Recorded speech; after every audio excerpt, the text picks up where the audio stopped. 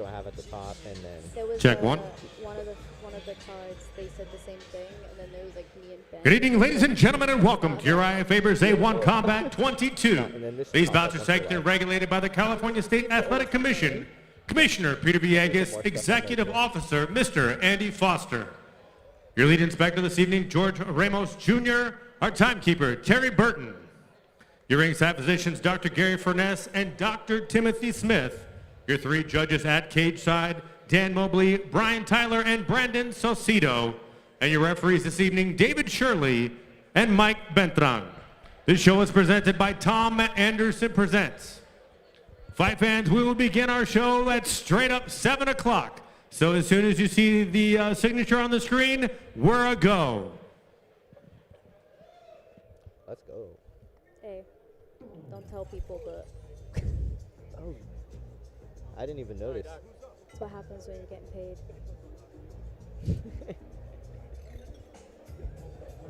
I only have a prescription in this eye, so the last show this one fell out, and I was like, Yeah, I don't need it. We'll be okay. This one's 2020. This one is probably why I get migraines. That's how I feel with my ankle wraps. So I had bought ankle wraps and it came in pairs, and I lost my right one. My right one hurts the most, but like they're designed to fit on certain ankles, and so I'm like, well, if the left one gets hurt, then we got some support already ready to go, dude. If you die, you die. It's okay. You don't need ankles anyway. Nah, you that's what I was two gonna of them. say. I have two of them. Look at that. You don't need ankles. Exactly. Inspiration. No excuses.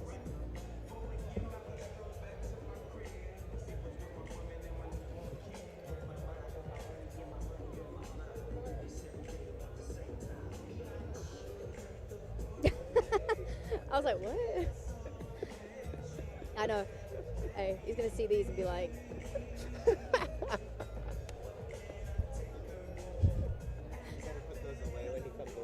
I know, I'm like,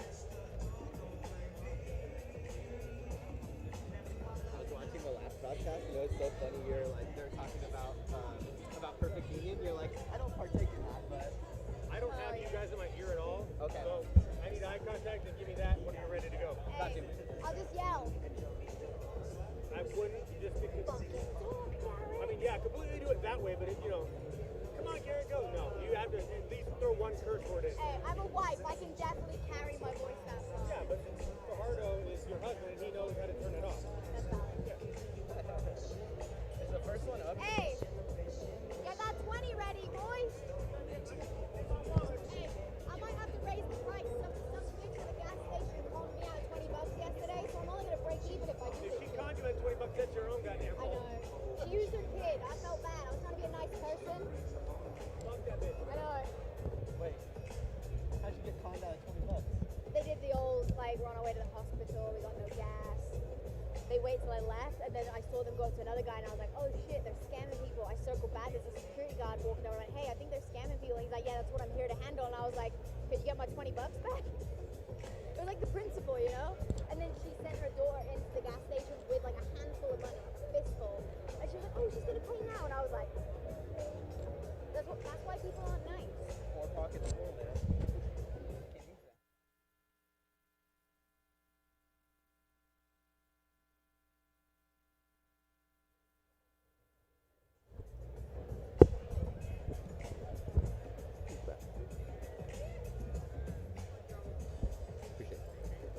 oh my bad, I stole yours. Fired already.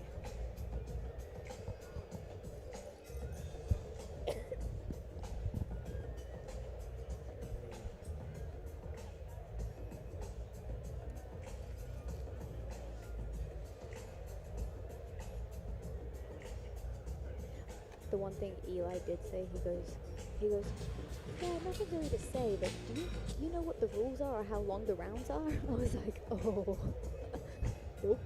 The question we all have to ask in life. I'm like, good luck, buddy.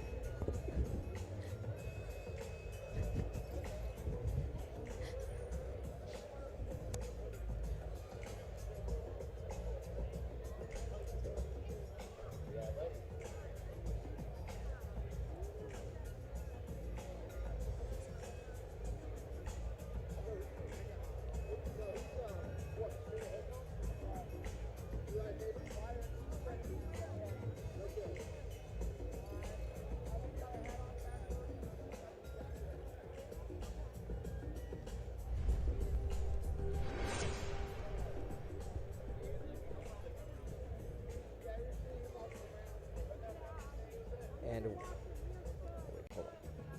I'm not waiting. I'm waiting for the thing.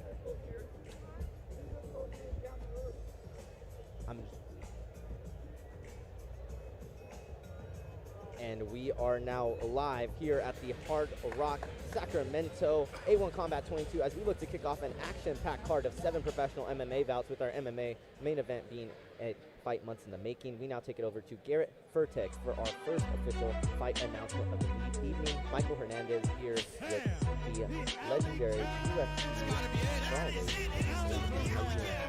Good, thanks. Excited to be here. Exciting night of MMA fights, and also, some spontaneous grappling matches thrown in the mix there to keep everyone entertained as we get ready for these fights. We've had these fans waiting for quite some time now. We now look to take it over to our man, Garrett Furtex, the man in blue today, over here in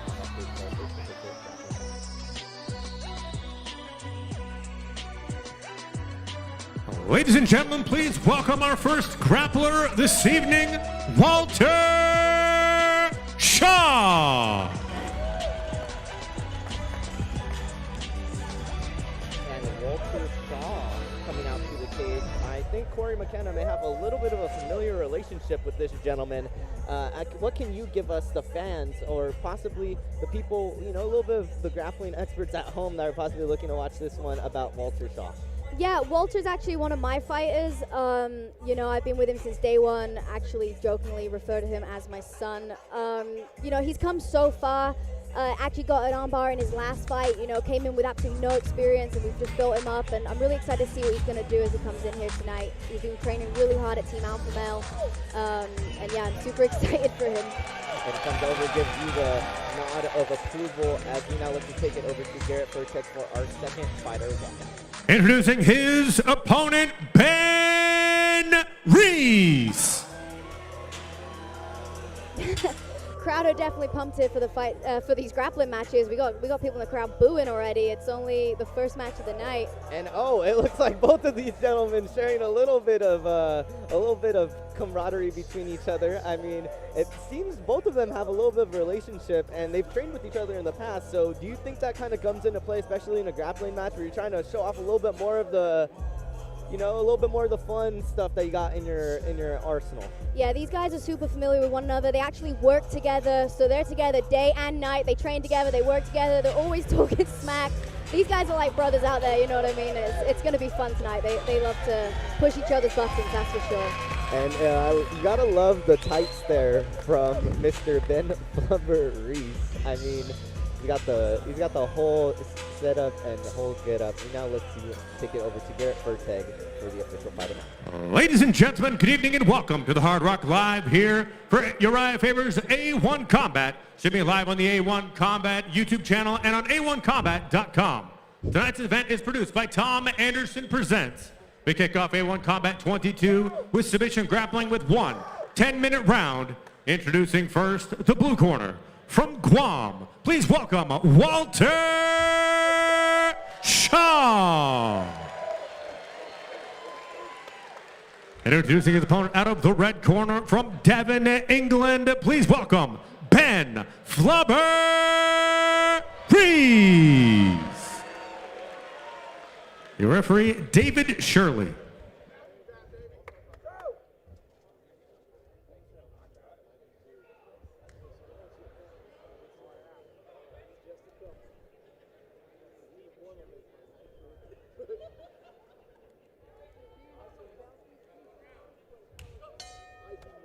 Okay, and we're a go with the first grappling match of the evening. These two are already trying to get the crowd riled up. These are very spontaneous matchups. I don't think the guys actually knew who they were going to be going up against until today. So yeah, definitely a fun way to open up this card here. Tom Anderson said, hey, let's throw it back to those pride rules, and let's give you your opponents the day of. And it's a little bit more exciting, especially for these guys, because like how you said, they're getting to train with each other day in, day out. I'm pretty sure, like how you said, they had no idea that they would be going in this A1 Combat cage and getting after it tonight. Oh, Ben Reese in deep on that guillotine. Beautiful job. He went from, he used the toss to set up, get in that head and arm position. didn't quite get it, switched to get the arm out, and great job from Walter to stay composed in there and now working to retain his guard. What were some things Ben maybe could have done there to try and maintain that guillotine? It did look like Walter worked that elbow out, perhaps. Was that possibly the main contributing factor to him getting out of that? Walter did a good job of retaining his posture. He's done a good job getting back to his feet here, but Ben heavy on those hips, breaking him back down. Fun fact, it's actually his wife in his corner right now. Angela's a brown belt, so talk about another Team Alpha Male power couple right there. Great job from both these guys. Ben Reese is a purple belt, Walter's a blue belt. I think both guys got them recently. But like you say, both are in the gym day in, day out, training hard, and cage grab from Walter there. And very active in their MMA careers, but now looking to get a little bit more active in the grappling scene. I think this may be Steve Buscemi's first ever time being inside of a mixed martial arts cage. So that's quite an interesting take. What do you think was behind that outfit choice here from your teammate in Glenn Faber Reese? Did you get a little bit of insight? I know you were talking to him a bit in the back. I didn't, but I will say that the Brits have a good sense of humor, and Ben Reese coming out of Lion's Den in England, he's a funny guy, I guess. Beautiful job there. Just go back to the grappling action. Beautiful job from Ben using that Kimura to sweep Walter and end up on top. Walter's doing a good job of getting back up to his feet, but not too much offensively. Ben's on the attack here a lot. Is this something that you've kind of seen? Oh, beautiful lift and dump. We got Cody Linton in his corner, actually. He's a national champ, 3 times All-American, also coach at Team Alpha Male, so homage to him right there with that nice dump. And you got Coach Uriah Faber also watching. You got, the Team Alpha Male coaching, the whole coaching staff, it seems like, right here ringside for this bout. And it seems like all of them don't really know who to put, their coaching advice in for here. And it seems like coaches are drawn a little bit on this one, right? Yeah, this is like I say, it's just jiu-jitsu at the end of the day. It's great experience for both guys. Nice friendly matchup. I thought he was going to throw a knee there. Jeez. Maybe a little flying triangle attempt there from him. It looked like he was trying to set up that triangle earlier from Shaw, but full disclaimer, never taught him that. I know you're more of a Von Flew type of gal as well, so maybe. I like my feet on the floor, and I think that's exactly where Walter needs to keep him tonight. But both guys trying to keep it exciting in here, and like you said, this is a great way to open up the card. The crowd's already getting pretty pumped for it, and like you say, we haven't even got to the fights yet. Oh wow! And Ben has Walter in a little compromising position here with the crucifix, but Walter able to just kind of go up the leg. And Faber's going to be very excited over there in the other corner. The crucifix is one of his specialty. He has a whole series off of it. So good job for Ben there for hitting one of the moves of the day, as Uriah would say. Earning those points with Coach Faber. I don't think that's ever going to hurt you over there at Team Alpha Male over there in Sacramento, California. But now this grappling match, what can you expect to see here from Walter Shaw on the attack? It's kind of the first offensive real series that we've seen from here so far. Yeah, he's too high on that. He's a little overzealous. And like I say, Ben has a lot more experience and training experience than Walter. Although they're similar in belt rank, like I say, they're training partners and they're familiar with one another. Ben does have a significant experience advantage. He's had 8 professional fights, 12 amateur MMA fights. I'm not sure how many grappling matches, but I know he's been training since he was little. And knee bar there for Ben Reese. Great job from both guys. Exciting match. And literally just doesn't totally had the experience advantage. He goes and puts on a beautiful submission for the crowd. And that top came fast there from Walter Shaw. And that just goes to show, how quickly Ben Reese was able to gain that position there on that knee bar. But we now look to take it over to Garrett Fertig for our official fight decision.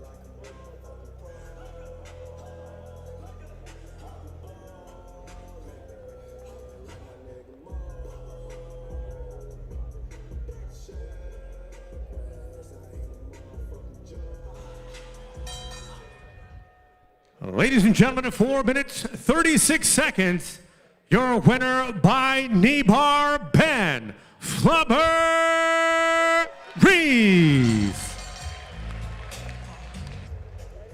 The And there we have our first grappling match of the evening. I believe we've got 2 more to come, Michael, from what I understand. Yes, I believe we are looking at possibly 2 more grappling matches. If not, then we got 1 more here before we hop into our MMA action. And how is it like for you, Corey? Because you're on the mat with a lot of these people here that are performing in these grappling bouts that were kind of put together last minute. Was this something that was kind of thrown around by Uriah and was just like, hey, let's see who wants to do this, and whoever's game is game? Yeah, pretty much. You know, I wasn't too sure who was going to be stepping in tonight. He came in the gym. He's like, you know, you've always got to be ready. He's like, so who's ready?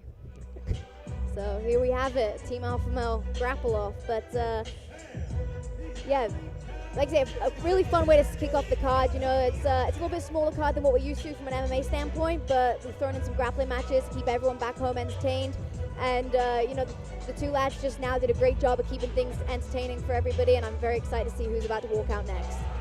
A1 Combat 23 on July 26th, as the Alley Cat Samuel Alvarez will look to challenge Christian Avalos for that A1 Combat Lightweight Championship, a matchup that I think a lot of fight fans not only across California, but I mean across the regional MMA scene will be very excited for, as well as Bruno Souza taking on Mr. Eric Sanchez over there for the A1 Combat Featherweight Championship. We now look to take it over to our second grappling match of the evening, and this one should be an interesting one, as Mr. Zion Clark hopping into that A1 Combat cage for his grappling debut. What do you guys say about that one, Corey?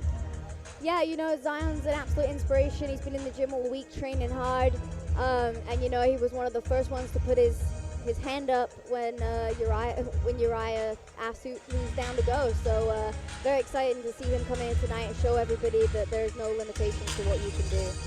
And it looks like our man in blue, Garrett Furtig, is ready for our fight announcement. Making his way now, Eli Moreland.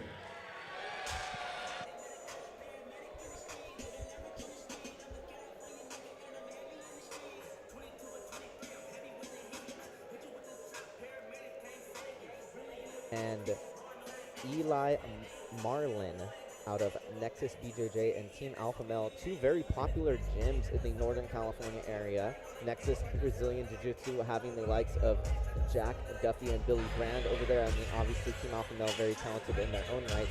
Now looking to take on Zion Clark, and this should be a fun one. And now, welcome his opponent, Zion Clark.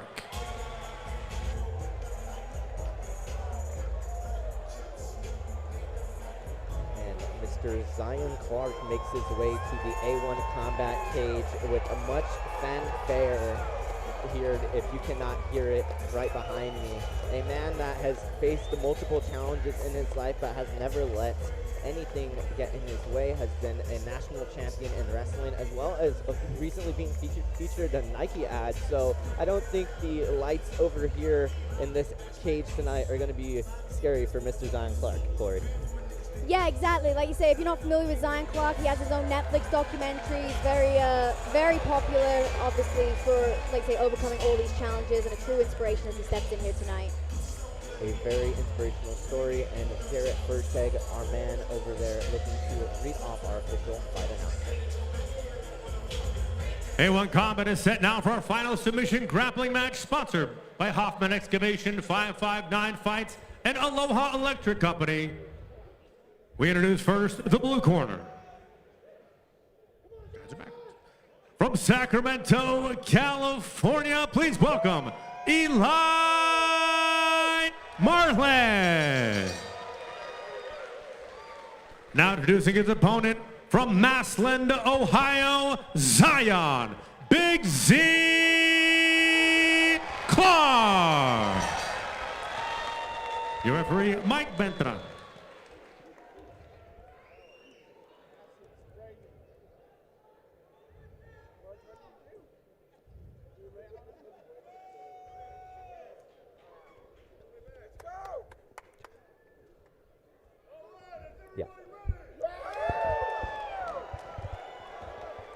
Mr. Mike Beltran looking to get this one kicked off. Mr. Zion Clark and Eli Marlin looking to get this one underway. And this should be an interesting matchup. What do you got to say about both of these gentlemen? I mean, both training in Northern California. Have you got the chance to see both of them grapple before? Zion's been in the gym for the last week or so. I actually haven't, obviously I trained myself there, so I don't really get much time to watch them.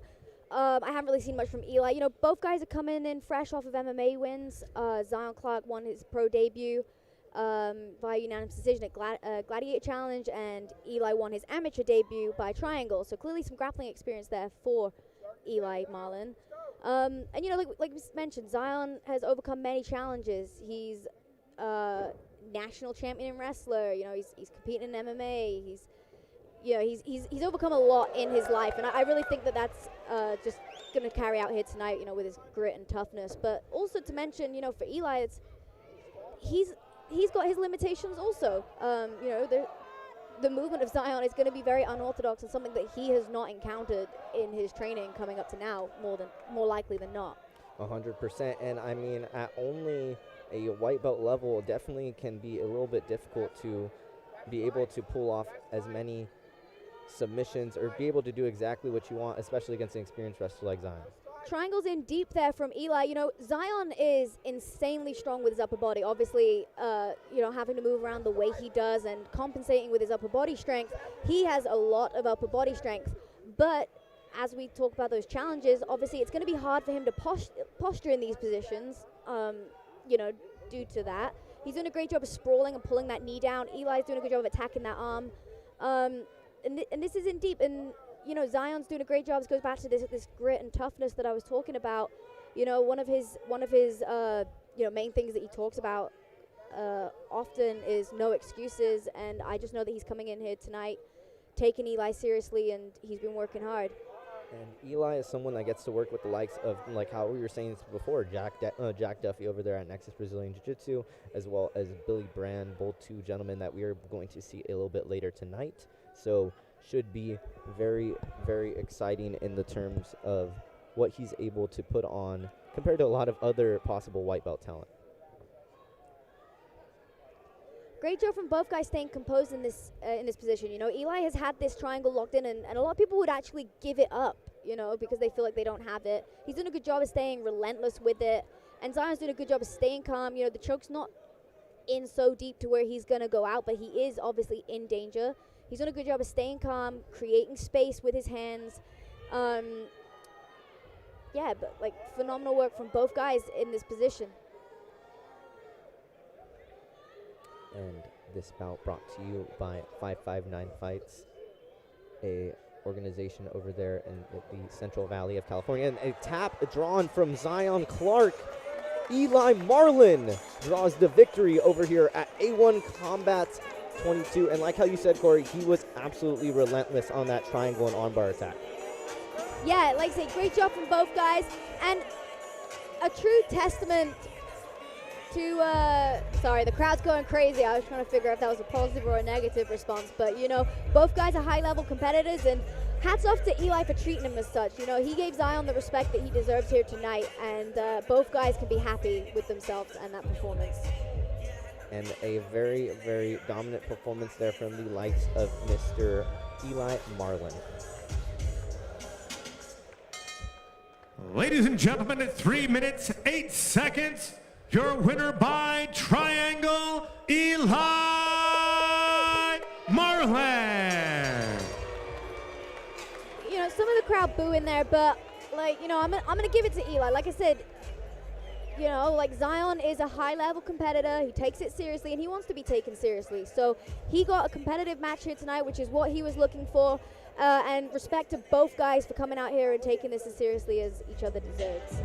So, you know, as much as obviously we're all rooting for Zion, given the circumstance, I think that was a great match for everybody to watch. A very entertaining bout, that was for sure. A dominant performance from Eli Marlin as well. I mean, Zion Clark, like how you said, has faced all the obstacles that have been in his way. A national champion in the wrestling department. That's definitely, like how you said, a very game opponent over there, and a very, very fun way to end off our grappling section.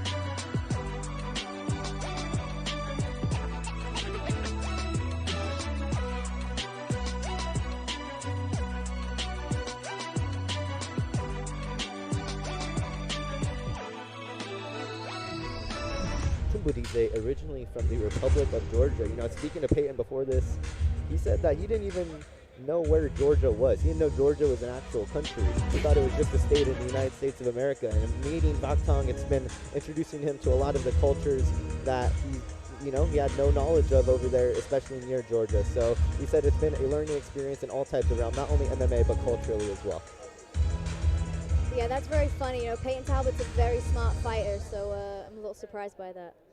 Very surprising, but not as surprising as one of the best ring announcers in the cage, Mr. Garrett Furtek, as he looks to give us our first official fight announcement. And now we welcome our first fighter, Waktang Chambortse.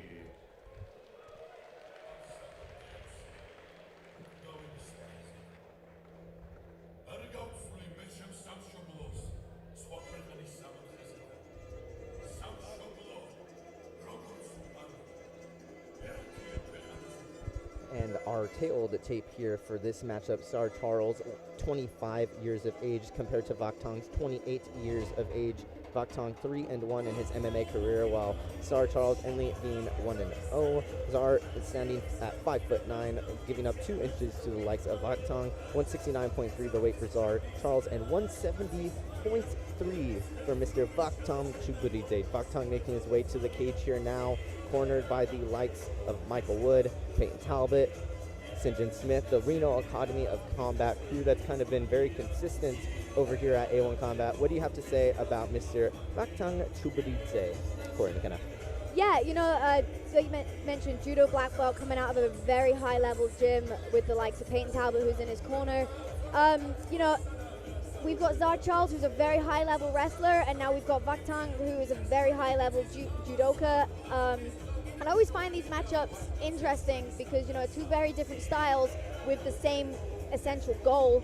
And it'll be interesting to see how he comes out here tonight and approaches the likes of Zar Charles. And Vaktong, although having a heavy grappling background, a lot of his fights, he says he loves to let it play out on the feet. And even Peyton, speaking to him a little bit before, he said, yeah, even though Vaktong has a heavy grappling background, he definitely is not one to shy away from letting it go all out on the feet. And Zar Charles, as you stated, has had some highlight reel finishes and some highlight reel performances on the feet. So possibly we could see a stand 'em up and bang 'em here tonight over here at the A1 Combat cage.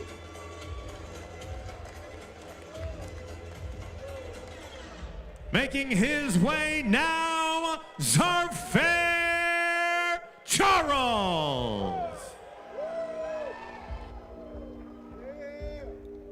Mr. Zarfair Charles, the 1-0 prospect over there out of originally Virginia Beach, Virginia, came over here to Sacramento to come train underneath the likes of Uriah Faber. And it's kind of interesting how he originally got into the Team Alpha Male team. He just said he sent the clip in. He sent a clip from East Stroudsburg University of his ESPN Top 10 play. He was able to get into contact Faber. Faber said, hey, come train. And as the folks say, the rest is history. Yeah, exactly. Like I mentioned, Zar Charles, he's a character, He takes his business very seriously. Although having, only 2 amateurs and 1 pro fight, he has a lot of composure in there.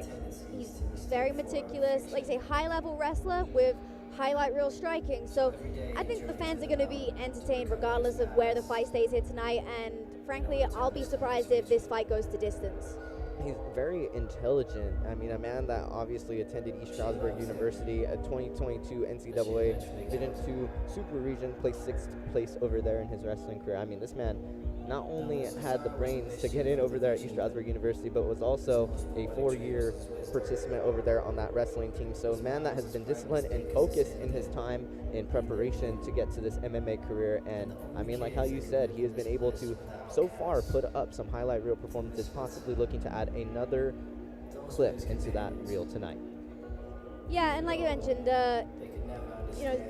Zar Charles, he's an entertainer, that's for sure. He's, as much as he's quiet, he's calm, he's collected. He definitely likes to go out there and entertain. He was actually my first interview, and he turned me down on the spot. So I've not let him live that down ever since. Thank you, Zar Charles. Hopefully, hopefully if the mood strikes him tonight, I'll be able to get some words out of him. But he's got to get through Vaktong Kumberitz tonight before we get to that point, and I'm sorry if I butchered that name. I did ask him at weigh-ins how to pronounce it, and Peyton just tried to wind me up, so I'm not 100% sure still. Vakhtang Chumburidze looks to get his matchup underway against the likes of Mr. Czar Charles, who is making his way to the cage. I think he wanted a little bit of suspense, a little bit of epilogue to that, because it took a little bit before we were seen with the presence of Mr. Czar Charles over here, Corey. Yeah, like I said, he's a showman, that's for sure. It's remember his first fight came out with the sunshades on, and yeah, he likes the dramatics, that's for sure. But you know, it's definitely worthwhile. He, like I say, he's a very exciting fighter. He's coming off of a first round knockout. And as slow as this walkout may be, I think the fight has potential to be even shorter. So, yeah, very excited for this matchup, and I think it's going to be a great start to our MMA fights here tonight. You know, when I asked him, we were speaking a little bit before this fight, you know, talking so we can get some notes on this commentary. I asked him his favorite sport. You know, I always like to shoot some little rapid-fire questions at him. He said he's an enjoyer of all sports, and I said, so no sport in particular? You said, no, you just got to enjoy the art sometimes. So I think, like how you said, Czar Charles, a very interesting character, someone that, you know, likes to stay present in his own mind, and I mean, just letting it all soak in here at A1 Combat 22. Okay, and Czar Charles finally enters that cage. A very respectful person too. Also, just want to mention that out. Give him his credit for that as he bows his way into the cage. Very respectful.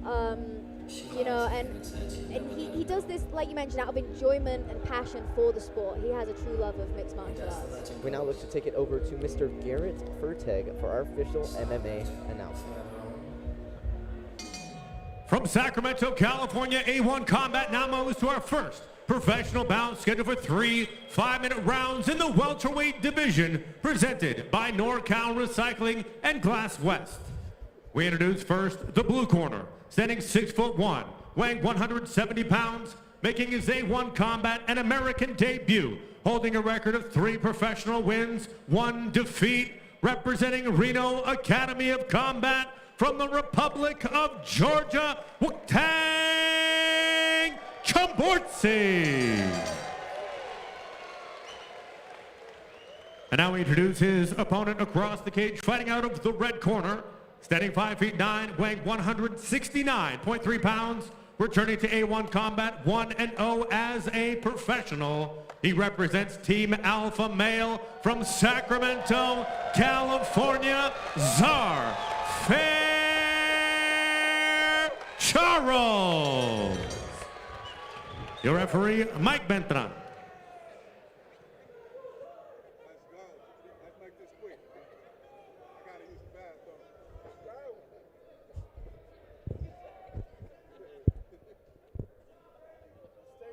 Mr. Mike Beltran looking to get this one underway. Our fans very excited after that very long-awaited walkout from Mr. Czar Charles. Vakhtang Chumburidze in the blue, Charles in the red.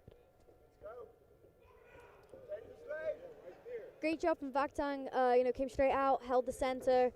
Oh, beautiful head kick from Czar. And it seemed right away, Czar kind of let Vakhtang right into, you know, he didn't seem to be overtly aggressive. Was that something that you think was originally part of the game plan, or just the way that the fight started out? Like I mentioned when he was walking out here, you know, Czar is a very cool and collected person. I got a feeling that he's just kind of feeling Vakhtang out right now. You know, he's starting to work his way back into the center, pressuring forward. And I think, like, we're looking at that feel-out period. You know, a lot of fights, we have that in the first round. Both guys are finding their range, finding their distance. We've got a little bit of back and forth on the pressure. Yeah, it's great job from both guys so far. You know, oh, beautiful. In on that single for Czar, big lift. We're going to look at a big slam here. Nice. Great slam there, and Coach Fabio Prado telling him to try and get himself around the body there of Mr. Chumburidze. Yeah, great positional awareness from Czar there. You know, he went to the opposite side of his head, but Vakhtang did a great job of regaining his guard. And he's in on this guillotine now, but I think it's too shallow and he's about to lose it, as I was going to say. Great job from both guys. You know, like we mentioned, both have grappling experience, high-level grappling experience, that is. And like I say, beautiful job from Czar there, doing a nice, big, impressive slam for the crowd, getting everyone riled up. Yeah, and even though both these gentlemen do have a lot of experience on the ground, I mean, Czar Charles, a black belt in Taekwondo, and then obviously working with the likes of Team Alpha Males, Ryan Loader, Andre Fearley, Darren Elkins, a couple of men known for their striking presence as well in the cage. Yeah, exactly. Great job from Vaktong to work up to his feet here. Ooh, overreached on that guillotine a little bit, but beautiful job breaking dirty there. Way to adjust there and just kind of fire off those hooks and be, you know, sometimes the wildness is welcomed in MMA is what I like to say. Ooh, big hook there from Vaktong. I don't think Zar Charles liked that. And it seemed like those right hooks are just seeming to connect on the likes of Zar Charles. A nice showing of that judo black belt there from Mr. Chumburidze on that throw. That was, I mean, as perfect as you could write it up. That's like my biggest, you know, the biggest risk with judo right there, though. That scarf hold position, you know, Zar Charles did a great job staying composed, was able to come out to the back because Vaktong did lose that control. He is sliding off, and he's riding a little bit off to the side. Oh, beautiful scramble. And both these men showing their own displays of grappling here today, a little bit of wrestling versus judo. You can bring this back to the old UFC 1 tapes, the way that both these men are trying to display their own form of their martial arts tonight. Zar Charles is on the right side of the body. Oh, pulled his head out. I thought he was going to go for the Von Flue for a second there, but he did a great job clearing his head. He's now looking to set up that Kimura. This is a beautiful scramble from both guys. Oh, Vaktong trying the TP choke. I was going to say, it looked like possibly an inverted triangle at first, but then Charles able to break free the arm, and like he said, don't really see the TP choke too often in MMA. They're almost seeing that there with the likes of Mr. Vaktong Chumburidze. This is a phenomenal start to this round. If you're a fan of grappling, this fight's for you. Oh, Zar Charles, nice. Looking for that armbar. Vaktong did a good job of clearing that arm and getting on top. Wow, Vaktong raining that ground and pound now on Mr. Zar Charles, and Charles has got to get away here. He wants to get, I mean, I know we're still early in this fight, but those strikes can start to add up with a toll for sure. Beautiful roll on that guillotine for Vaktong, and he is deep on this right here. That looks deep there, Corey. Zar Charles is going to go out. Oh, wow. The Chumburidze Express has landed in the United States. The Georgian gets the first round guillotine here at A1 Combat 22. Phenomenal fight there. If you're a fan of grappling, there were some beautiful exchanges from both guys. Honestly, I'm really impressed with both guys there. That was such a high-level fight for their experience. And, you know, obviously a shame for Zar Charles, but he had some shining moments in there, and this was an amazing display of technique for both guys here. I would say that was all gas, no breaks from both of them for sure. And I mean, an absolutely amazing performance from Chumburidze, someone that had never fought in the United States prior to his matchup here at A1 Combat 22. So a lot of fans excited to see the Georgian make his debut on US soil, and I think that was one heck of a debut as we look to await our official decision and of course the UFC strawweight. Corey McKenna going to be talking to Mr. Vaktong Chumburidze after that big win after we get our announcement. But I mean, wow, just an amazing guillotine here. He gets that elbow and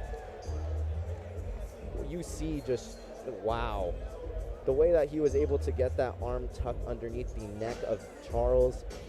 Very good execution on the game plan from Chumburidze. A guillotine that you've seen attempted multiple times and just was able to finally get the positioning just right on the neck and was able to finish the choke, and works with the likes of, like how we said before, Reno Academy of Combat's Michael Wood, St. John Smith, and of course the UFC's now rising starlet in the bantamweight division, Peyton Talbot, going over there and checking on Zar Charles after the matchup. But I mean, an absolutely amazing display shown for both those gentlemen as we look to take it over to Mr. Garrett Furteg for our official fight decision announcement. The guillotine choke brings on the tap. Official time, 3 minutes, 55 seconds of round number 1. Declaring your winner by submission, Vaktong Chumburidze.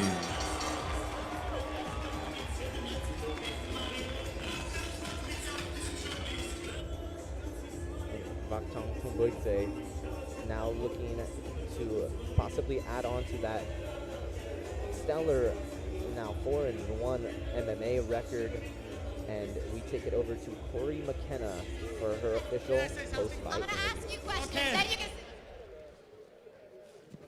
Okay, I'm here with your winner. That was a phenomenal performance, very grappling-centric. Was that what you were training for in this fight camp? Nah, I just want to say thank for my dream team, Peyton, Sinji, Oscar, and my head coach, Rick. Without them, I can't do this. These guys are family for me in USA. I just only say it. Okay, great job then. Give it up for your winner. Was it for my own members? Yeah. ეს გამარჯვება, მარტო ეს გამარჯვება არა, ჩემი ყველა ამოსუნ თქვა, ეძღვნება საქართველოს. და მე სიზმრები, მე ნატარები და ერთი სული მაქვს, როდის ჩავეხუტები შენ მიწას. And Miss Corey McKenna getting to speak to the likes of Mr. Vakhtang Kumbarte after his climb to 4-1 via a successful first-round guillotine over Czar Charles. An absolutely beautiful finish here for our first MMA bout over here at A1 Combat 22.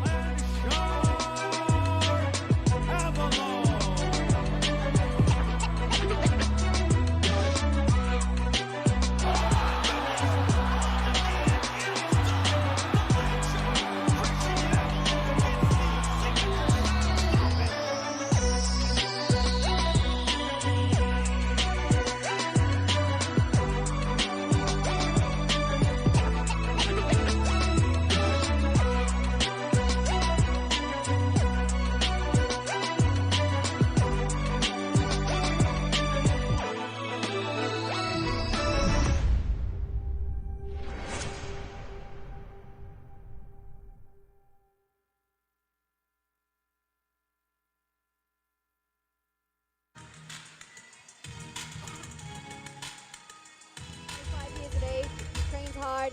He just went in there, like you say, against a very high-level opponent, and he can hold his head high tonight. And we now look to take it over to Mr. Garrett Furteg for our second fight announcement of the evening. And now, making his A1 Combat debut, Israel Gonzalez.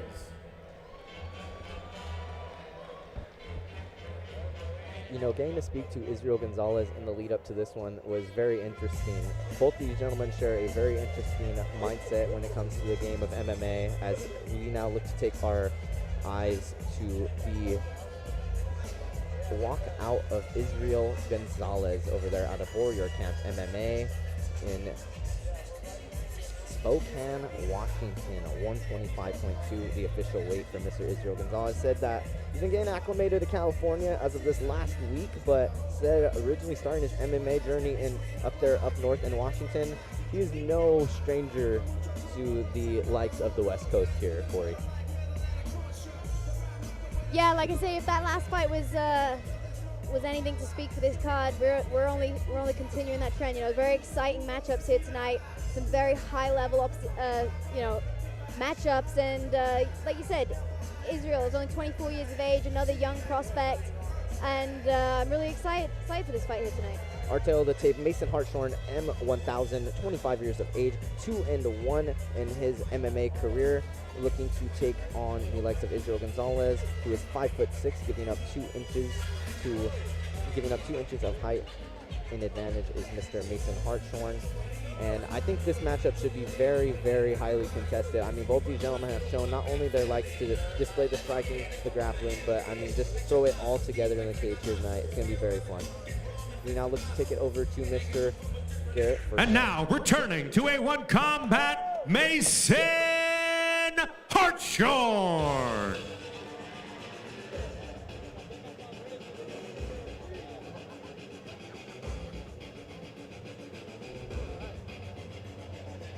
And RKO the tape, Mr. Mason Hartshorn, 25 years of age. Israel Gonzalez, 24, only 1 year separating the gentlemen.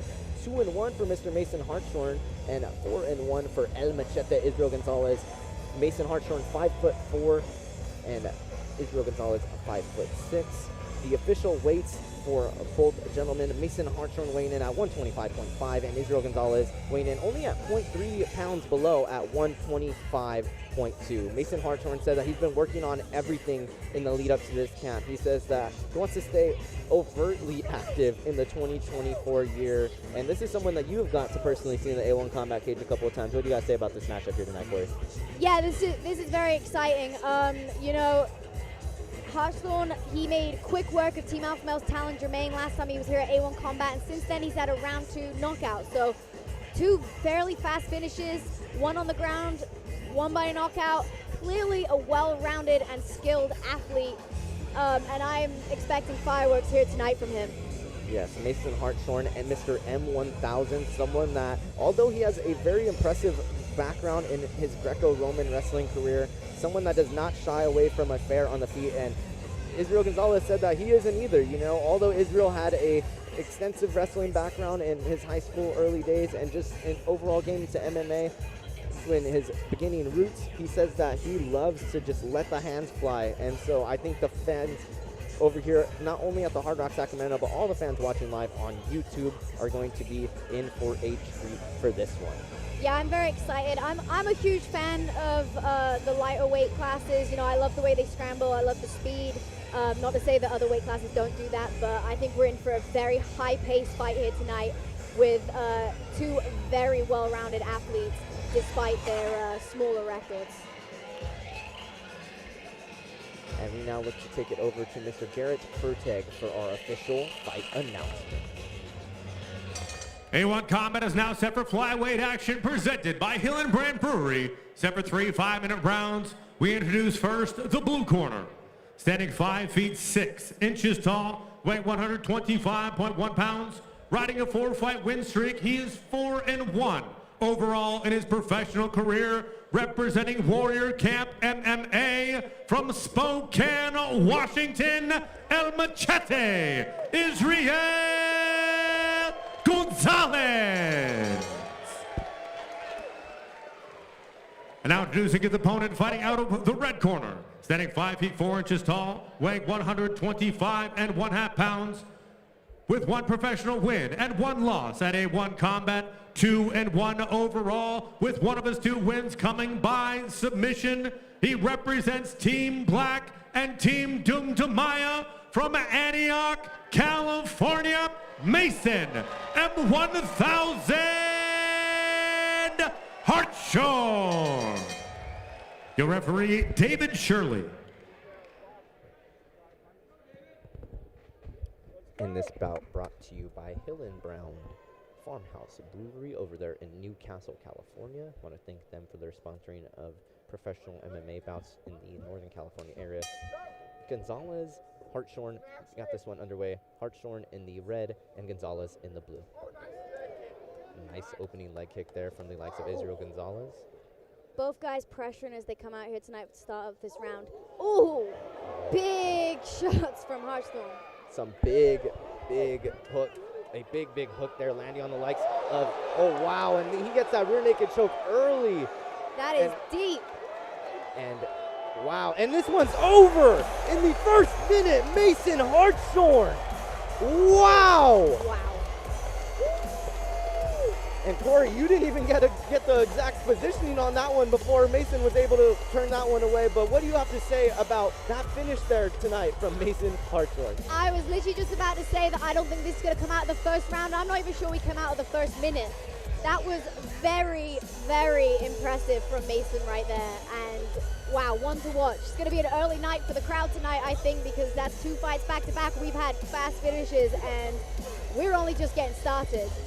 Wow, and Coach Dan Black very happy for his Mason Hartshorn, Mr. M1000 getting the victory. James Guidry, a former A1 Combat competitor, and getting the throw is the likes of Dan Black.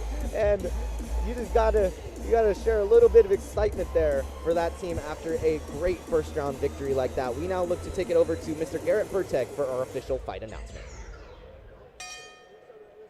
The rear naked choke brings on the tap. Official time, 29 seconds of round number 1. Declaring your winner by submission, Mason M1000 Hartshorn.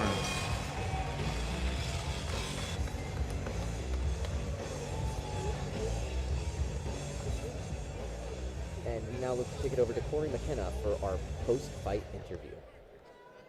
Okay, I'm here with your winner, Mason. That was an incredible performance. Is that how you saw it coming in here tonight? Yeah, I mean, I knew it was going to be a dogfight, so I just came here and tried to put the pace on him right away. Nice. So you say under 30 seconds. I think you barely broke a sweat. Are you trying to get back in here anytime soon? Of course. Maybe next week, next month, don't matter. I don't care. Let's go. Perfect. Before I let you go, is there anyone you'd like to thank before we leave here tonight? I just want to thank my family, my mom and dad, Dan Black, James Guidry, and all my fans and supporters that came out to watch me tonight. Thank you. Okay, give it up for your winner. Congratulations, Mason. And a very impressive performance from the likes of Mason Carcinio Hartshorn. Wow. I mean, only not even a half a minute into his 4th MMA bout, and he is able to get the first round rear naked choke victory. Like how we were stating, that Greco-Roman wrestling background coming in to play heavily in that one, was just able to dominate once the fight got to the ground. As we now look to take it to a 15, we now look to take it over to a little bit of a 15-minute intermission until our next bouts head to the cage. Mr. Carlos Saraz of Ronder's MMA looks to take on Cameron Sandoval out of Syndicate MMA over there in Las Vegas, Nevada.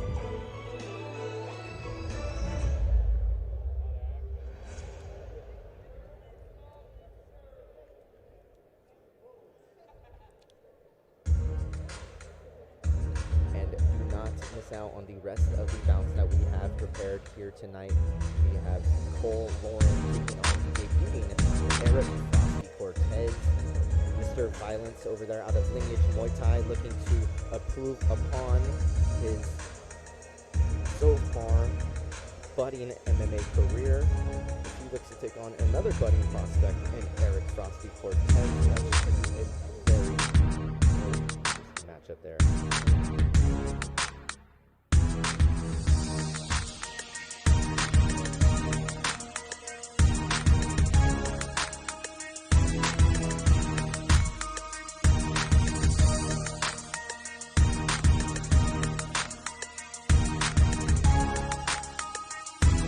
All right, if we can get the house lights up, please.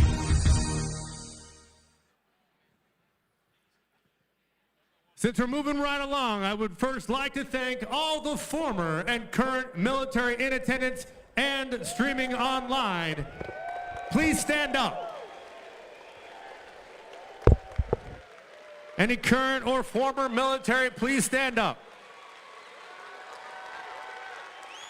Any police and fire, current or former, please stand up.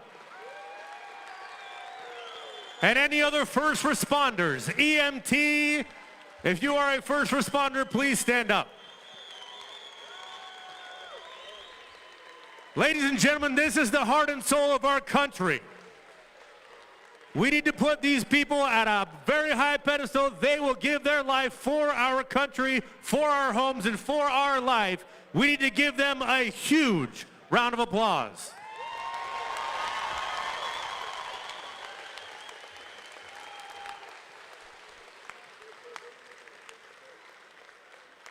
And now, if all of you guys would stay standing, ladies and gentlemen, please direct your attention to the American flag located on the big screen.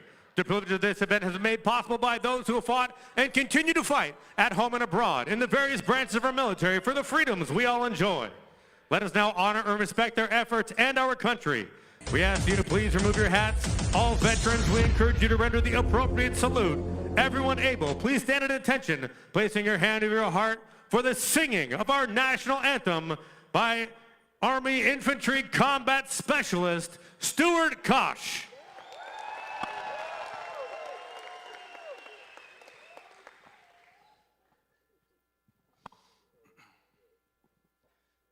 Oh, say, can you see by the dawn's early light what so proudly we held at the twilight's last gleaming, whose bright stripes and bright stars through the perilous fight o'er the ramparts we watched were so gallantly streaming, and the rocket's red glare, the bombs bursting in air, gave truth to the night that our flag was still there.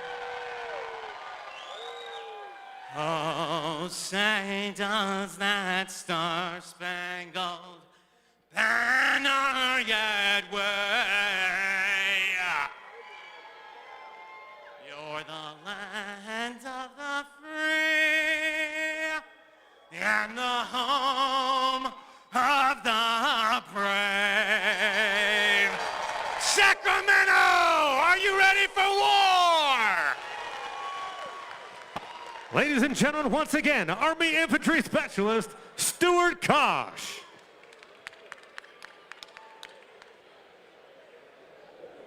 And Stuart Kosh with the anthem. And now, fight fans, we're going to take a short 10-minute intermission. We'll be back with the rest of our card in 10 minutes.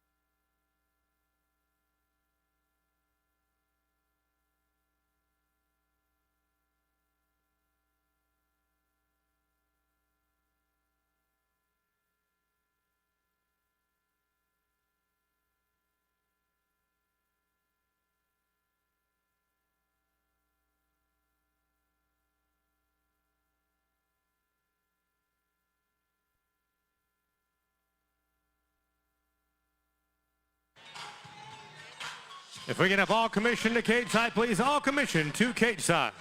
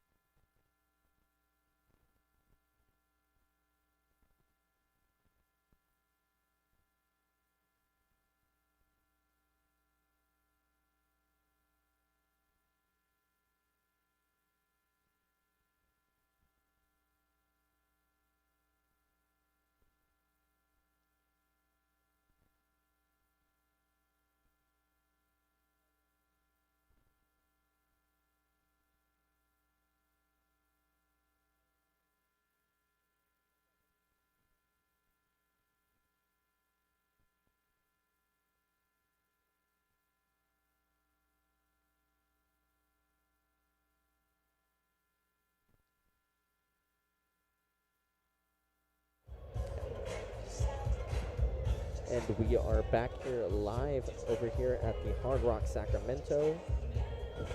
And this MMA bouts, we have 5 more on the schedule here for A1 Combat 22. And I think that Carlos Elizaraz and Cameron Sandoval, if they have to live up to those previous fights that we just seen out there tonight, Corey, it's going to be definitely one tough run of it. That's for dang sure. Yeah, and I think we can expect Carlos to come out here with a fire lit under him. You know, he's coming off of 2 losses, but prior to that, you know, we've seen him get knockouts. We've seen him be in some absolutely exciting fights, and he's fought some high-level opponents who we've seen in here before too.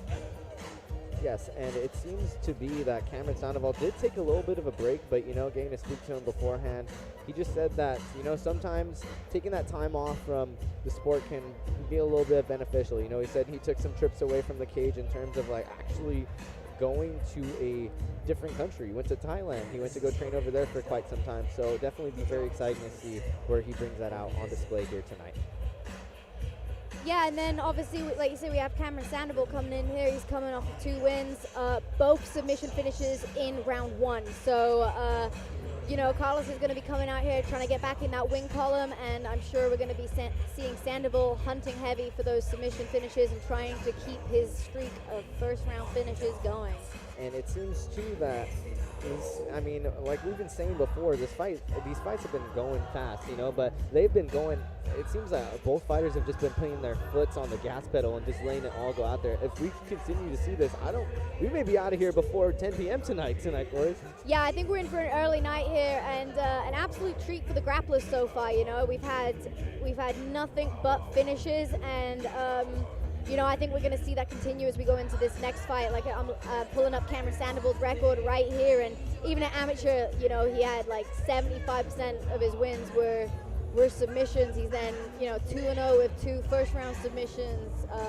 His last 2 amateur finishes were round 1 also. So clearly a guy that likes to get it from the jump.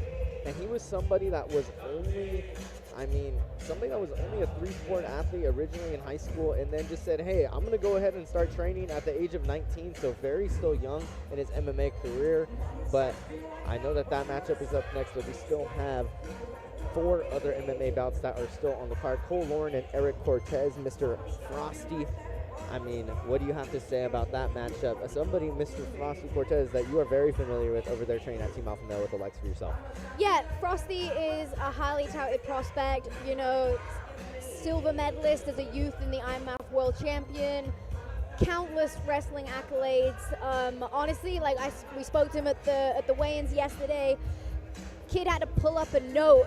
It was like a 3-page note. It was just a list of everything that he's done over the last few years. You know, that guy is one to watch, only 18 years of age, and he's got a very bright future ahead of him as he steps in here tonight. And, you know, the saying, check my resume, I think Eric Cortez took that to literal realism because, I mean, like how you said, when we were there speaking to him yesterday, he pulled up that iPhone note card, and I've never seen anything like it, man. It wasn't his, but still, his family showing a lot of support for the likes of Mr. Eric Frosty Cortez, something that he was very thankful for in the lead up to this as well, in the lead up to the build-up of his MMA career, was just all the support he has gotten from his friends and family. Yeah, and like I said, he takes this very seriously. He's in the gym every single day. You know, he was homeschooled so that he could basically train full time. He would get dropped off at the gym at 6 a.m. and he'd get picked up at 9 o'clock at night. So this is a kid that, you know, as much as we're saying he keeps good track of his accolades, he is keeping himself accountable day in, day out, and I'm very excited to watch him step in here tonight. And Cole Lauren, somebody that's kind of on the opposite end of things, maybe didn't have everything, you know, handed to him in the sense of having that kind of support system that the likes of Mr. Cortez had growing up around him. But I mean, getting to watch some of the things that he said in his documentary and just getting to speak to some of his teammates in general, said that he's not only a very hardworking person, but he's someone that holds everyone accountable. You know, he's someone that's going to go in the gym and he's going to not only do the most for himself and try to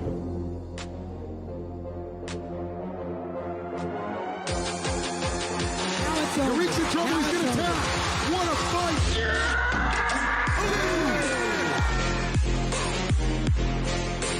He's gonna stop it. Quick's gonna step in. Oh, he is hurt.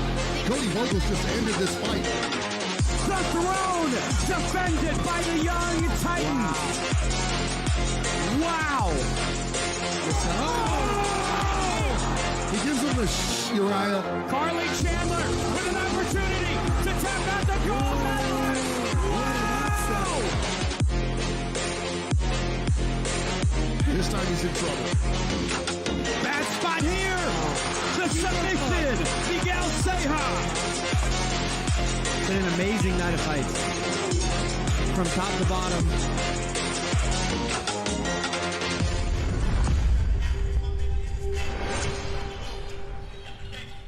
And now, set to make his way to the cage, Carlos Ilizarrarez. And Carlos Ilizarrarez, a man that is almost all business. He came to weigh-ins, checked in, checked out, was ready to go. We now take it over to our table to take Cameron Sandoval, 25 years of age. Carlos Ilizarrarez, 31 years of age. 2-0 for Cameron Sandoval, 2-4-1 for the likes of Carlos Ilizarrarez, 5'8" for 5'8" for Cameron Sandoval, and 5'7" for Mr. Carlos Ilizarrarez. And the weights for these gentlemen will. The weights for these gentlemen, 135.9, identical. So Corey, with this matchup going into this, with this going into this matchup, how are you feeling about everything? I mean, like how you said, extensive grappling showings from Mr. Carlos Ilizarrarez, but Cameron Sandoval, working at Syndicate MMA, definitely gets his fair share of grappling as well.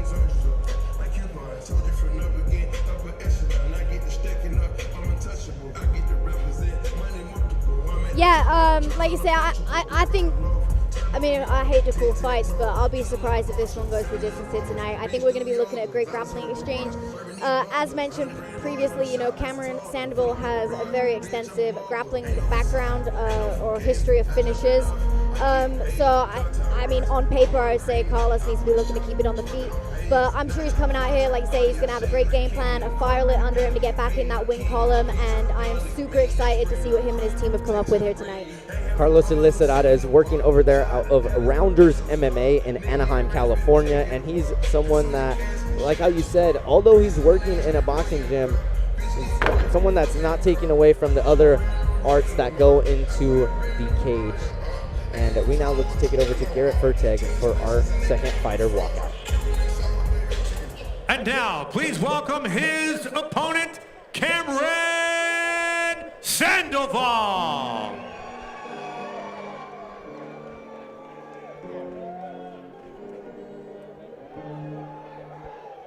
And a little bit of a faster walkout here for the likes of Mr. Cameron Sandoval. Over there originally from Reno, Nevada, traveled down to Las Vegas, Nevada with his buddy Pablo and his coach. Said that they helped him get to Vegas. He wanted to thank his friend Pablo and his coach. His friend Pablo was the one that actually helped him get over to Vegas by recommendation of a coach to go train over there at Syndicate MMA.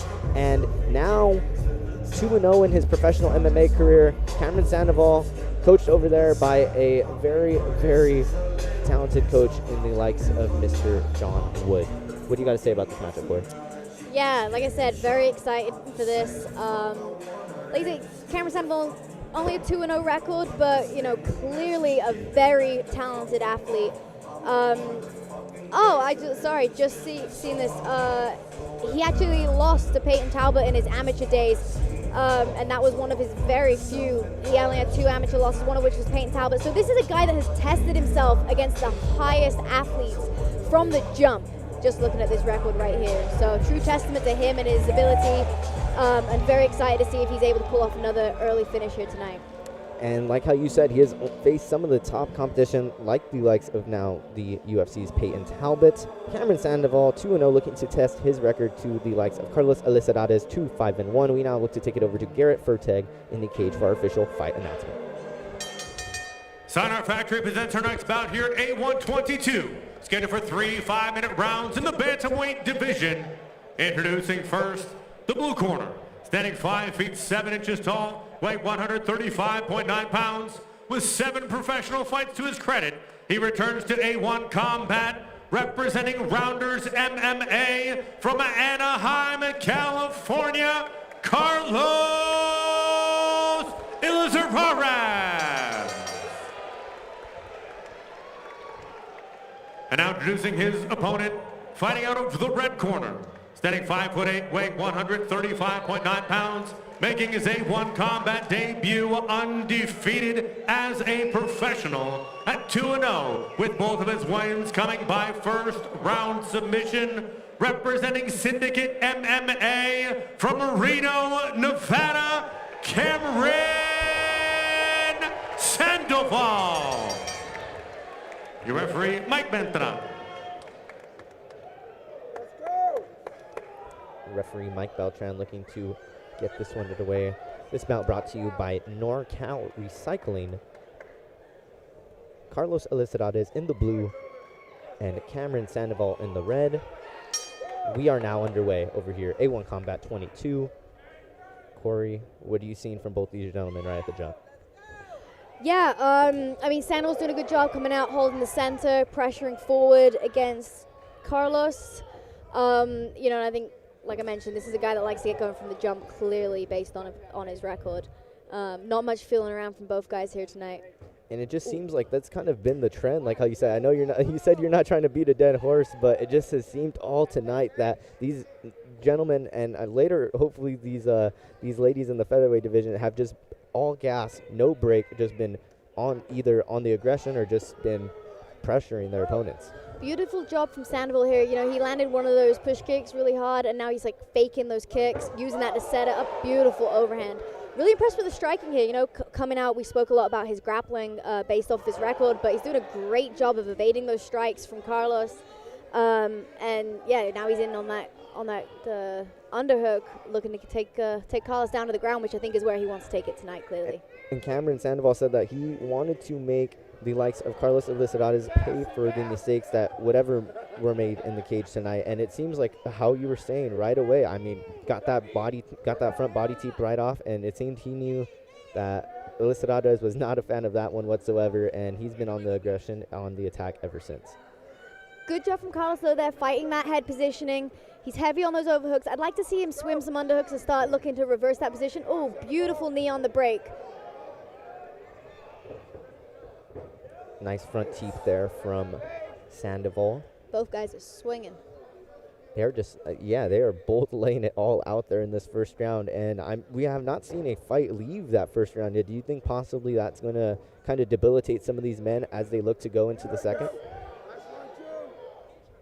Beautiful combination there from Sandoval. He's done a really good job of staying at his range, like, You know, he's moving in and out. He's got great head movement, and I'm loving those low kicks. Those are going to add up on Carlos here, and that's just going to make taking him down to the ground that much easier should he choose to take it there. I definitely don't think he's out of his depth here on the feet, and I think he could definitely look to pull a win here if things keep moving the way they are.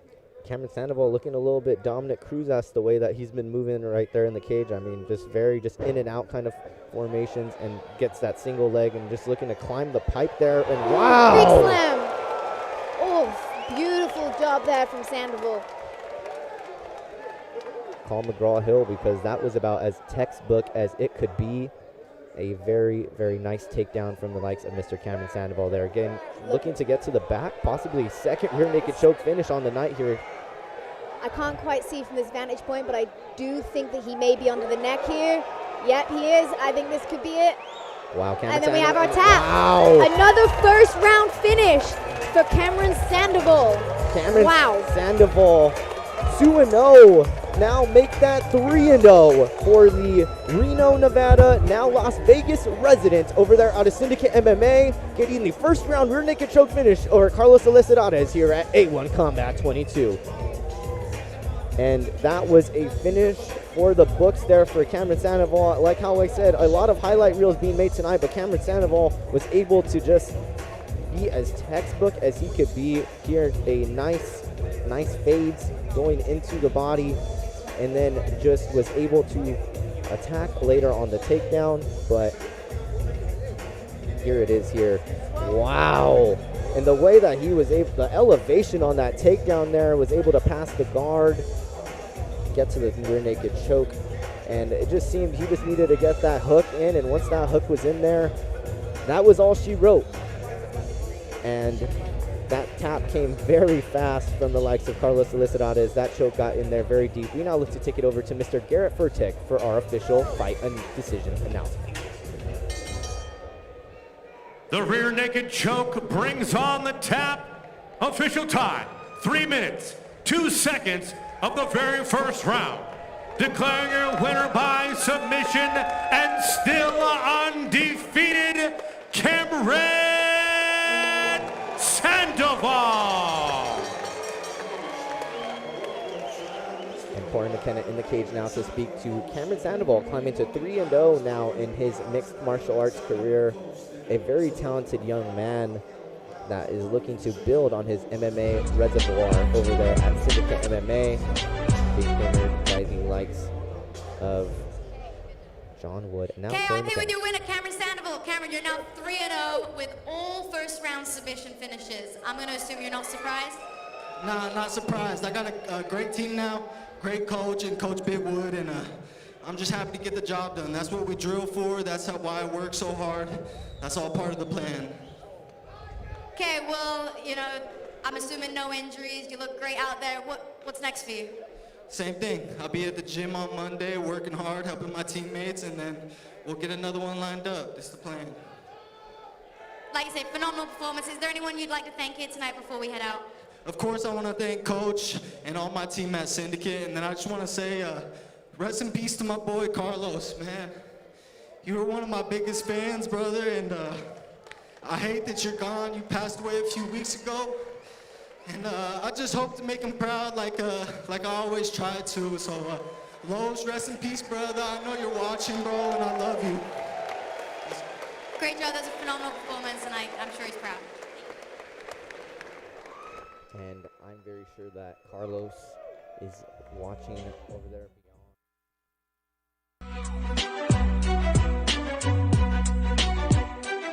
Sam, the alley cat. It's gotta be it. That is it. It is the alley cat.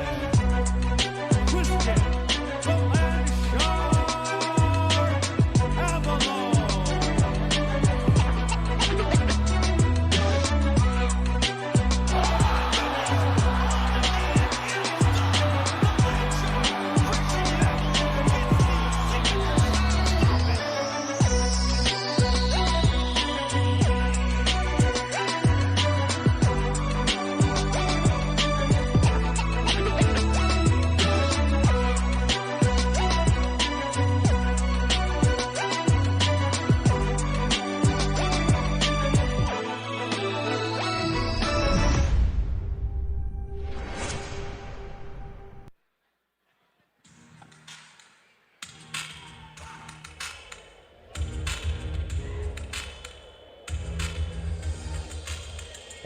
miss out August 17th for our Firepower Promotion amateur card. I'm Robbie Lopez. Looks to take on Jeffrey Bonilla for the A1 Combat Flyweight Championship, and Ramon Cornejo and Amarius Taylor will be in that co-main event facing off for the Featherweight Championship. We now look to take it into our fourth bout of the evening. Mr. Garrett Furteg for official fight announcement. Ready now to make the walk, Cole Larry.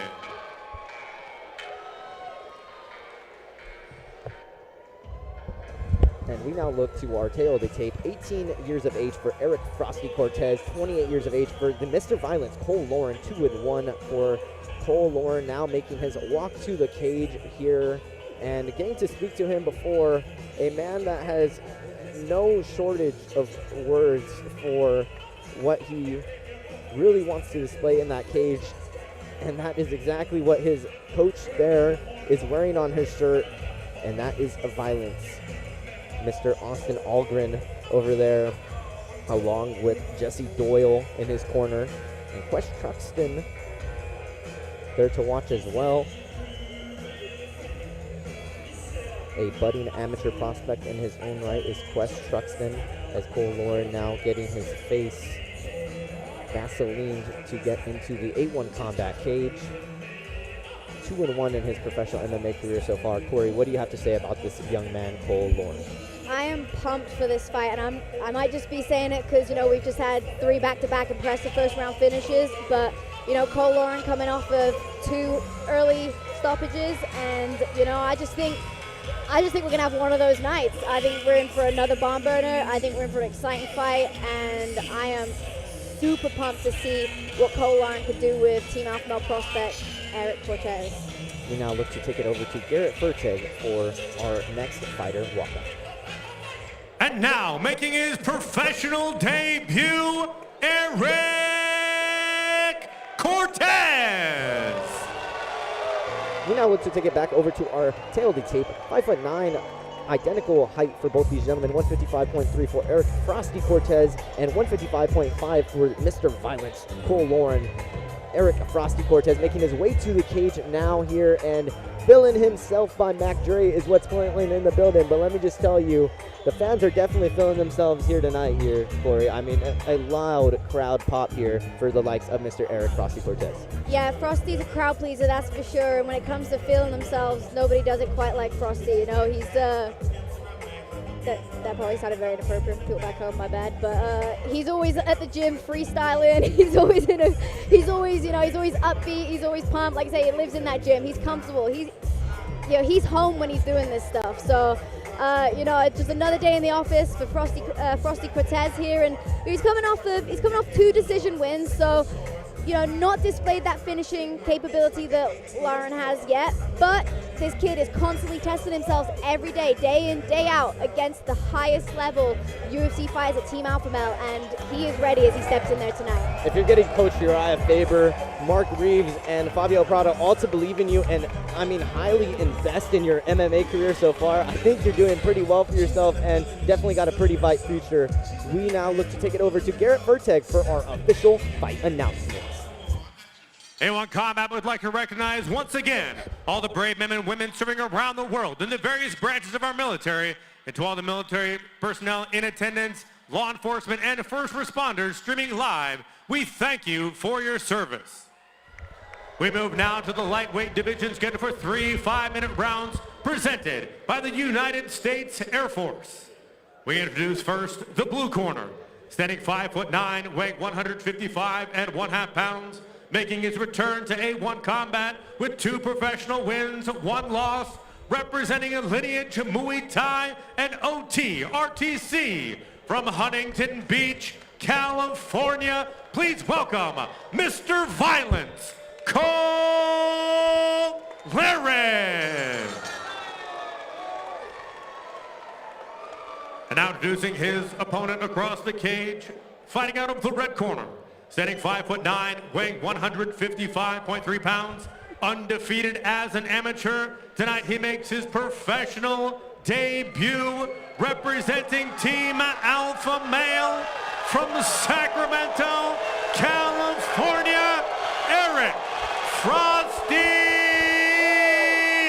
Cortez. Your referee, David Shirley. I don't know if you guys could hear that back home, but there was not a single butt in these seats as they all stood to cheer for Frosty Cortez. Definitely a crowd pleaser here tonight. I think that could be heard from the 209. I mean, 916 to 209, that was loud as can be. That Hard Rock Sacramento was rocking right now for Eric Frosty Cortez. This bout is now underway, presented to you by the U.S. Air Force. No hesitation from Frosty there. Straight out in the middle, pressuring forward and straight in on that single leg. He's now on the body lock. Great job from Lauren, though, turning those hips, changing his level. He's beating that head position. But, wow, you know, like you said, like every fight so far hasn't made it the distance, so I'm sure both these guys got that fire lit under them as they look to continue that trend here tonight. Lauren in the blue gloves, black trunks, and Cortez in the gray trunks, red gloves. What are some things you're seeing right away? I know you're saying the pressure from Frosty Cortez, but I mean, Lauren is seemingly doing a pretty good job of just being able to get those underhooks and trying to shed off that takedown, it seems. Yeah, Lauren just did a beautiful job. He was fighting that head position. He's now dug that underhook. He's lowering his base, splitting his stance. He's doing everything right. Frosty is relentless, though. He is, and he's doing a great job of chain wrestling. And that's something that does not come naturally to a lot of people, but Frosty, as I mentioned, he is raised doing this stuff. He's grown up doing this stuff. So he's, if you notice, he switched single to double to body lock, back to the single. He now finishes on that double leg. He's climbing to the hips. This is beautiful chain wrestling from Eric Frosty Cortez here tonight. And he said that Jordan Burroughs was his favorite athlete growing up. You often hear, you know, maybe Patrick Mahomes or you'll hear Tom Brady, but Jordan Burroughs. So definitely that wrestling background and that wrestling pedigree also showing off at the IMMAFs as he was able to earn the silver medalist. But as Cole Lauren, purple belt in jiu-jitsu as well, training over there at OCRTC with a lot of talented grapplers. So both these gentlemen definitely have some very talented resumes in the grappling department. Yeah, and great job from Cole Lauren to be working back up to his feet. You know, that's gotta eat at Frosty a little bit. He wasn't able to hold him down. He was trying to climb those hips, trying to break his posture back down. But he's staying relentless on this takedown. So I'm gonna say we're seeing a clear game plan here tonight. Oh, beautiful those elbows. Those elbows are raining down, and it just seems Frosty is just able to get his head over there to that other side and able to get Lauren down there. What are some things that you possibly could expect to see out of Lauren? I know you've seen those elbows implemented just a little bit ago, but a little bit more, it seems, ground attacks, because Cortez has seemed relentless on the bottom half and just trying to get him to the ground here so far in this first. Lauren's doing a good job of staying active.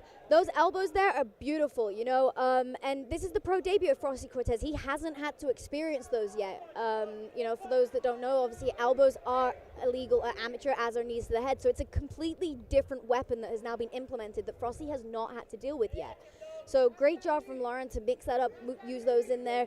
He's doing a good job of staying calm, but we need to see some offense off Frosty. You know, I don't think the referee's going to stand them up, but at the end of the day, if Lauren is being more active in those striking positions, we might see one of those decisions, you know, where everyone's like, oh, like, you know, like the other guy was on top. But it's like sometimes that doesn't win in the judges' eyes these days.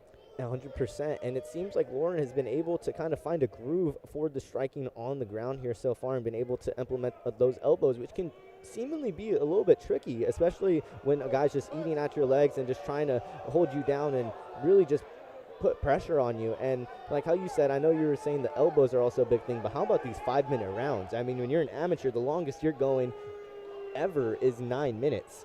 And now possibly 15-minute fight in store here for the debuting Frosty Cortez. Yeah, exactly. Obviously, Frosty Cortez, he trains 5-minute rounds. Team Alpha Male, he's training with the pros, the UFC fighters, everyone. So he's sparring 5-minute rounds. But when you are in the fight, it is a completely different game. You know, you've got a bunch of things going on. It's a pro debut. There's adrenaline running. He just needs to be a bit more offensive. He's doing a great job of keeping Cole down, but unfortunately, without offense, he's definitely not winning the crowd over right now. That's for sure. But hats off to Cole Lauren, staying calm and composed in there. He's landing his offense. I'd like to see him work back up to his feet. Frosty's doing what he needs to do, but in order to win these rounds, he needs to start throwing some offense.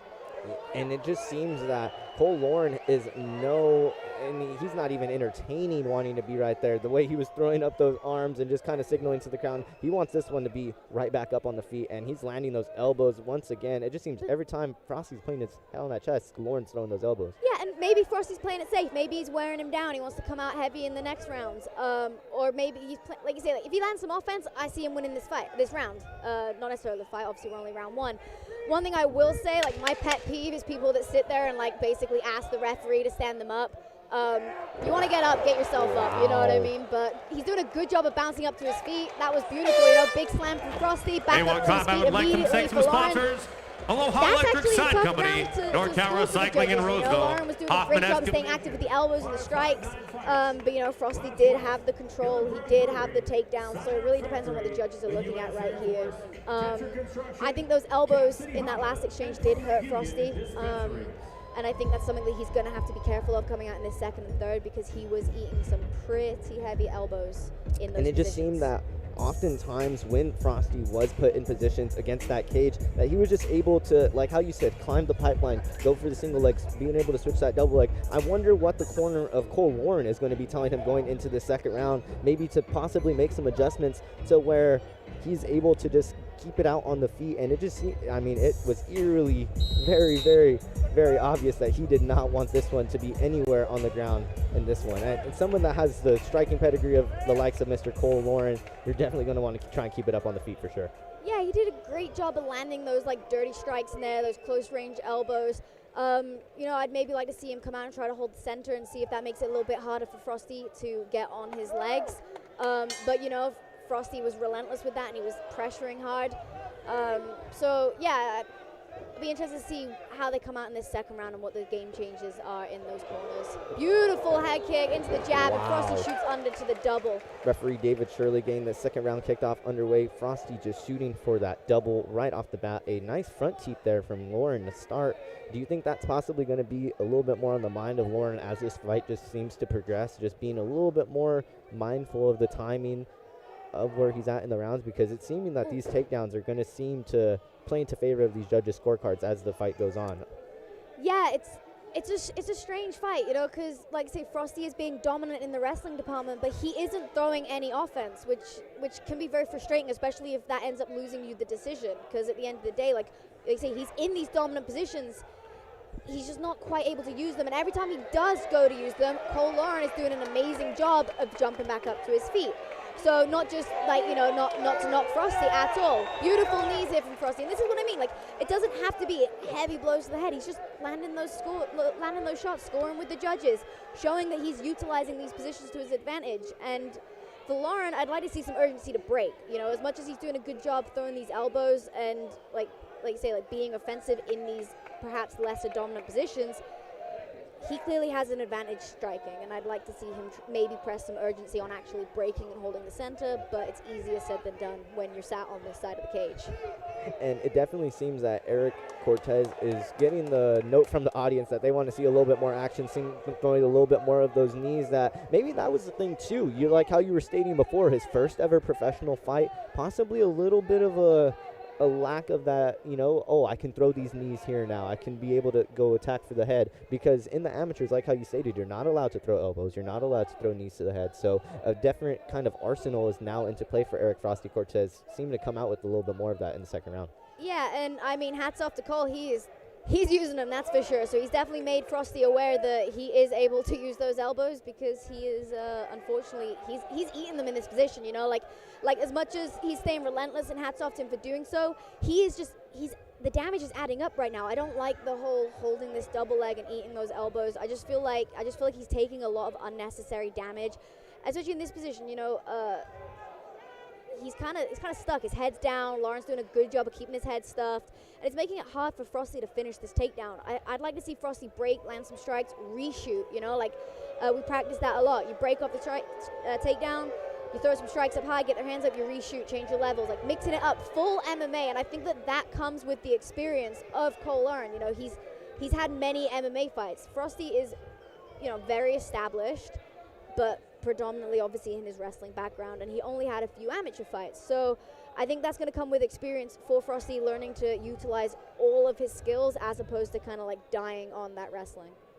And I mean, you also got to look into the experience of just life overall. I mean, Lauren being 28 years of age is someone that's gone and traveled the world to experience fighting. He went to Cambodia, he went to Thailand to go ahead and experience where the original roots of where he loves to throw those, you know, those Muay Thai strikes, a lot of that boxing that comes from Cambodia, and you see that in his style here.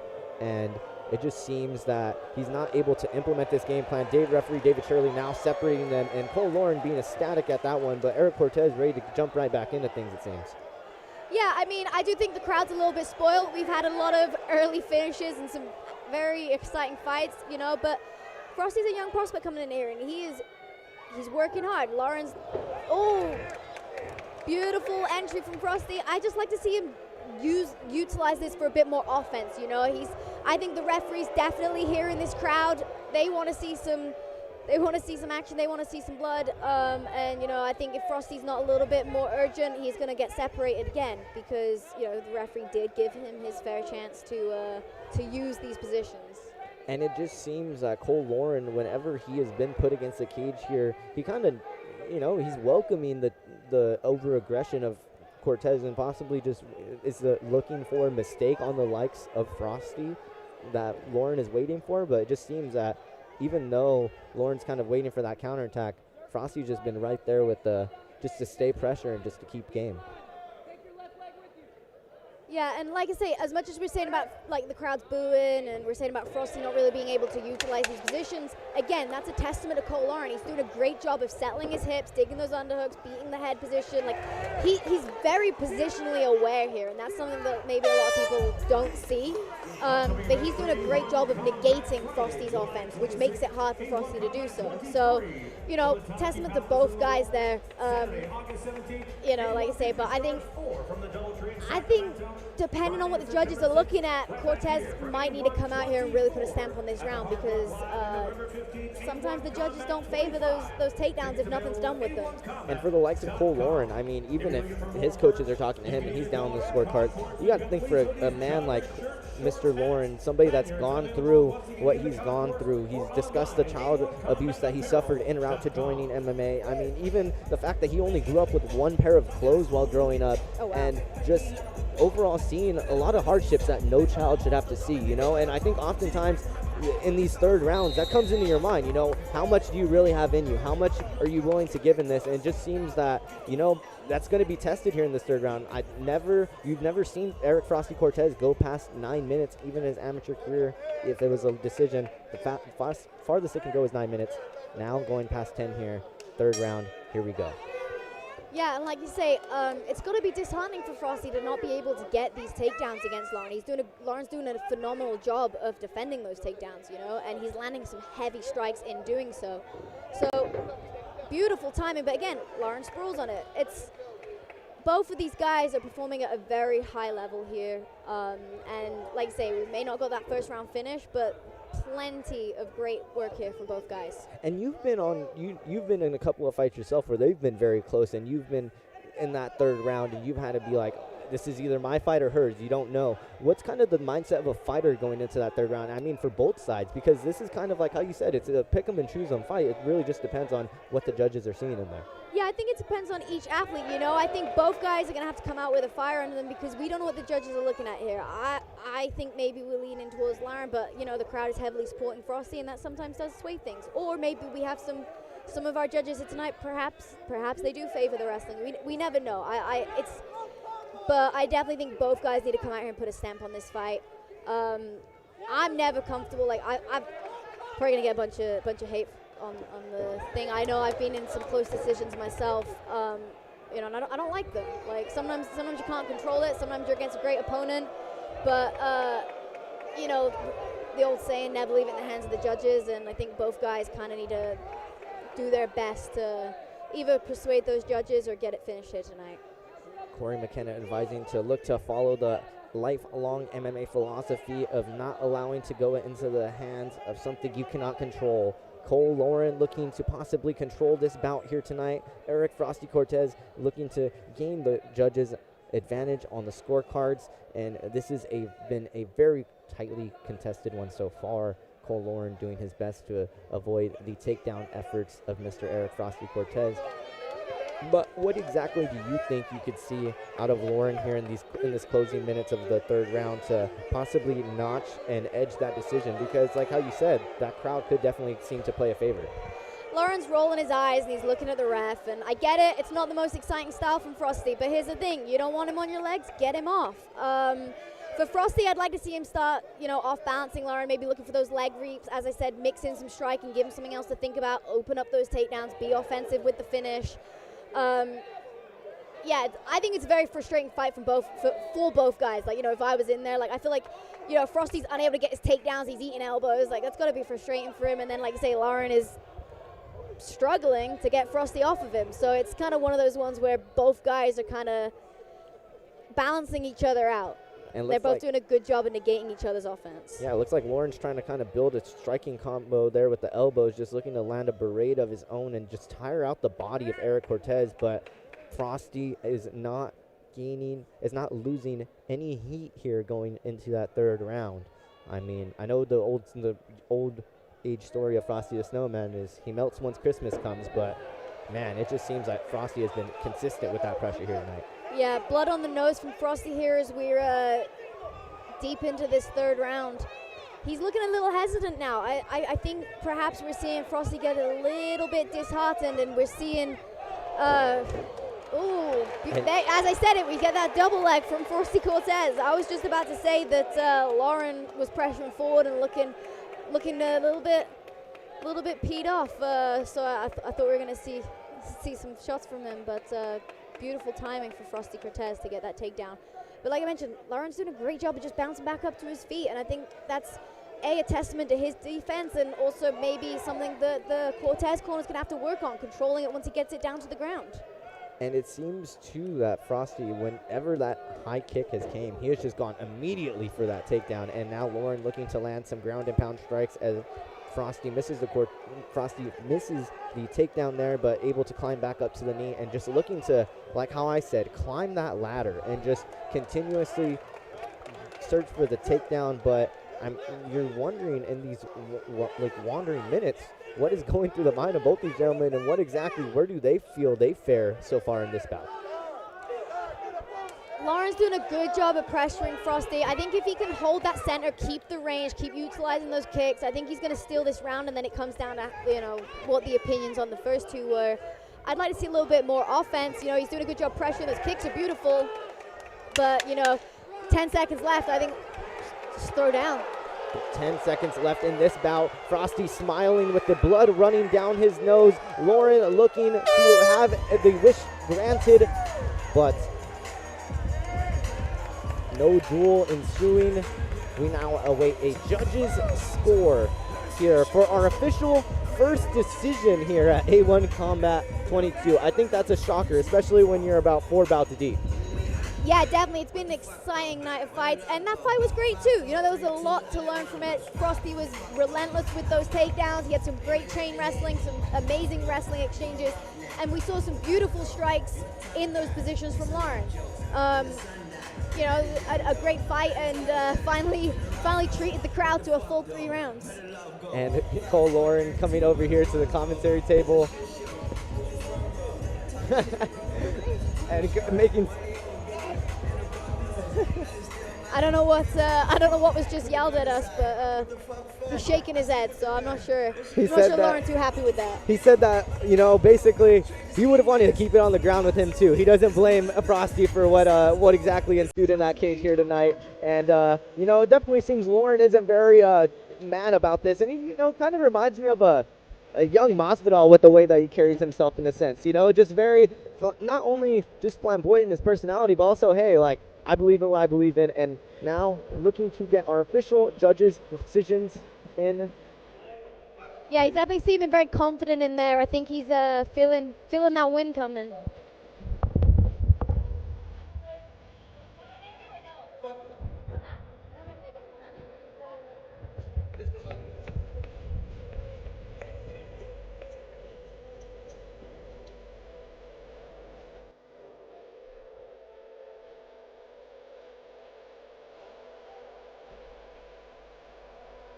And referee David Shirley talking alongside with Garrett Furtag and Cole Lauren and company Eric Frosty Cortez, along with his coach Mark Reeves, underground lab boxing over there, alongside Fabio Prado of Team Alpha Male, and now official decision looking to be read off.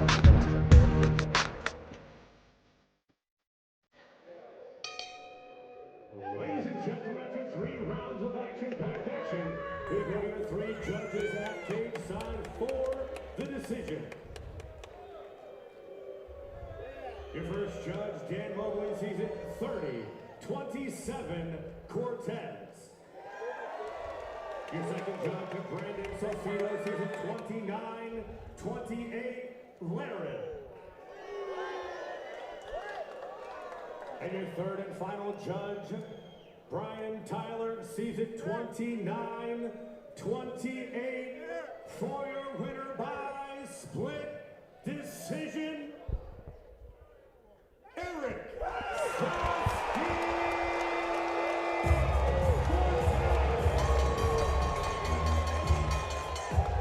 And Eric Frosty Cortez able to climb to 1-0 in his professional MMA journey. The young age of 18, a man that has been praised by the likes of Uriah Faber and his coaches Marco Reeves, along with Fabio Prado, and now looking to take it over to Corey McKenna for her post-fight interview. Okay, I'm here with your winner, Eric Frosty Cortez. Eric, you're now 1-0 as a pro. You're only 18 years of age. How does that feel? Man, it feels great. First things first, I want to shout out Team Alpha.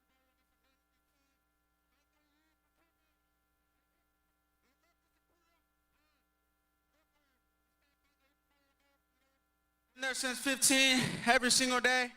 Great room to be in and come up under. Just all love to everyone. Thank you. You mentioned Team Alpha Male. Obviously, you were relentless with the wrestling in there. Was that the game plan coming in here tonight? Oh yeah, for sure. Is there anyone else you'd like to thank before you get out of it tonight? Just my parents in the crowd for sure. Mama and Dada, right there. Hey, thank y'all for coming. Much love. Thank you. Congratulations. And a great performance there from the likes of Eric Cortez to climb to a split decision victory. And I know many fans at home may be questioning the likes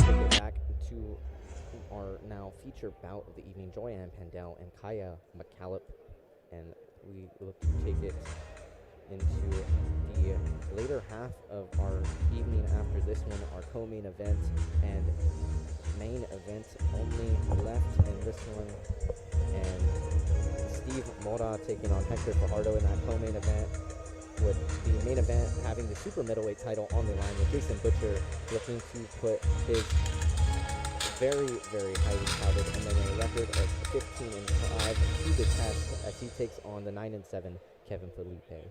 And Corey, I mean, only got 3 bouts left here so far, but definitely has been very entertaining. What do you guys say about everything and the way it's been going here tonight? Yeah, it's been an amazing night of fights. I think Garrett is ready to actually bring in and this we now next look fight. to take it over to Garrett Furteg for our next fight announcement. And now, please welcome first, Joy Pendel.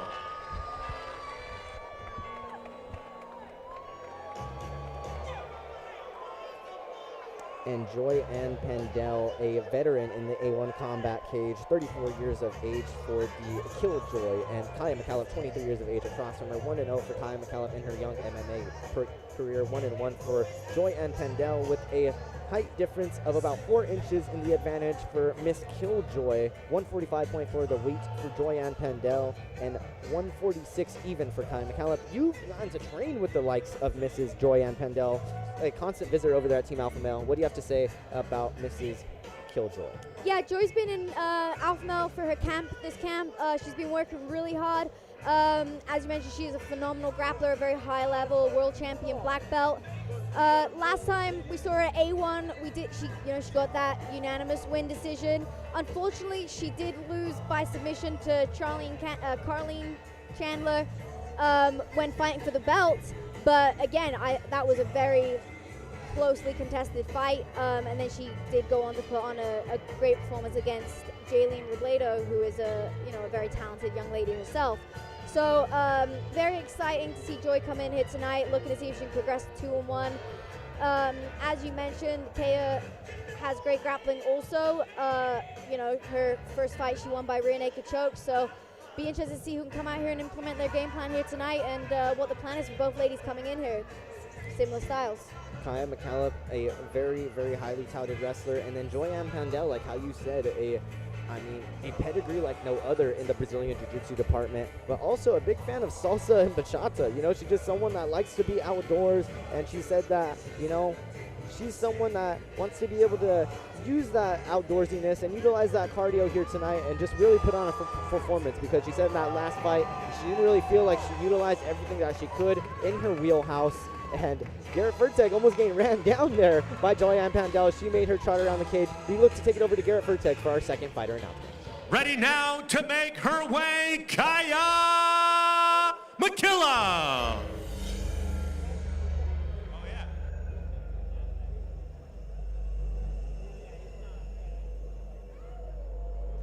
Kaya McCallum making her way to the cage.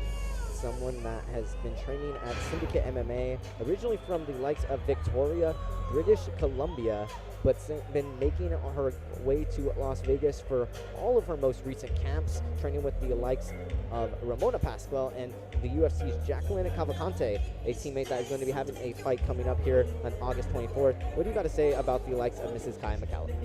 Yeah, we saw a phenomenal performance from her teammate Cameron Sandoval only a couple fights ago. I'm sure that's going to have lit a fire under her to be coming out here looking to follow suit and take her team 2-0 as she comes in here tonight. Like I say, she's moved over to Syndicate MMA. That is a phenomenal camp. She's got a rear naked choke finish in her pro debut in round 2. So, paired up with Joy's high-level grappling and finish capability, I think we could be seeing these ladies follow the trend here tonight, and we could be looking for another submission win from either side, and I'm not putting my money on anybody here tonight. And I'm very interested to see how both these ladies look to come out here tonight as we look to take it over to Garrett Furtek for our official fight announcement. A122 now presents our featured bout, set for 3 5-minute rounds in the featherweight division, presented by Tetchert Construction. We introduce first the blue corner. Standing 5'7", weighing 146 pounds even. 1-0 as a professional. She makes her A1 combat debut, representing Syndicate MMA from Victoria, British Columbia, Canada, Kaya McCallum. Now introducing her opponent, fighting out of the red corner, standing 5 feet, 11 inches tall, weighing 145.4 pounds. The former featherweight title challenger enters the A1 cage 1-1 as a professional. Representing Willows Jiu-Jitsu and MMA from Willows, California, Joy Killjoy Pandel. Your referee, Mike Beltran.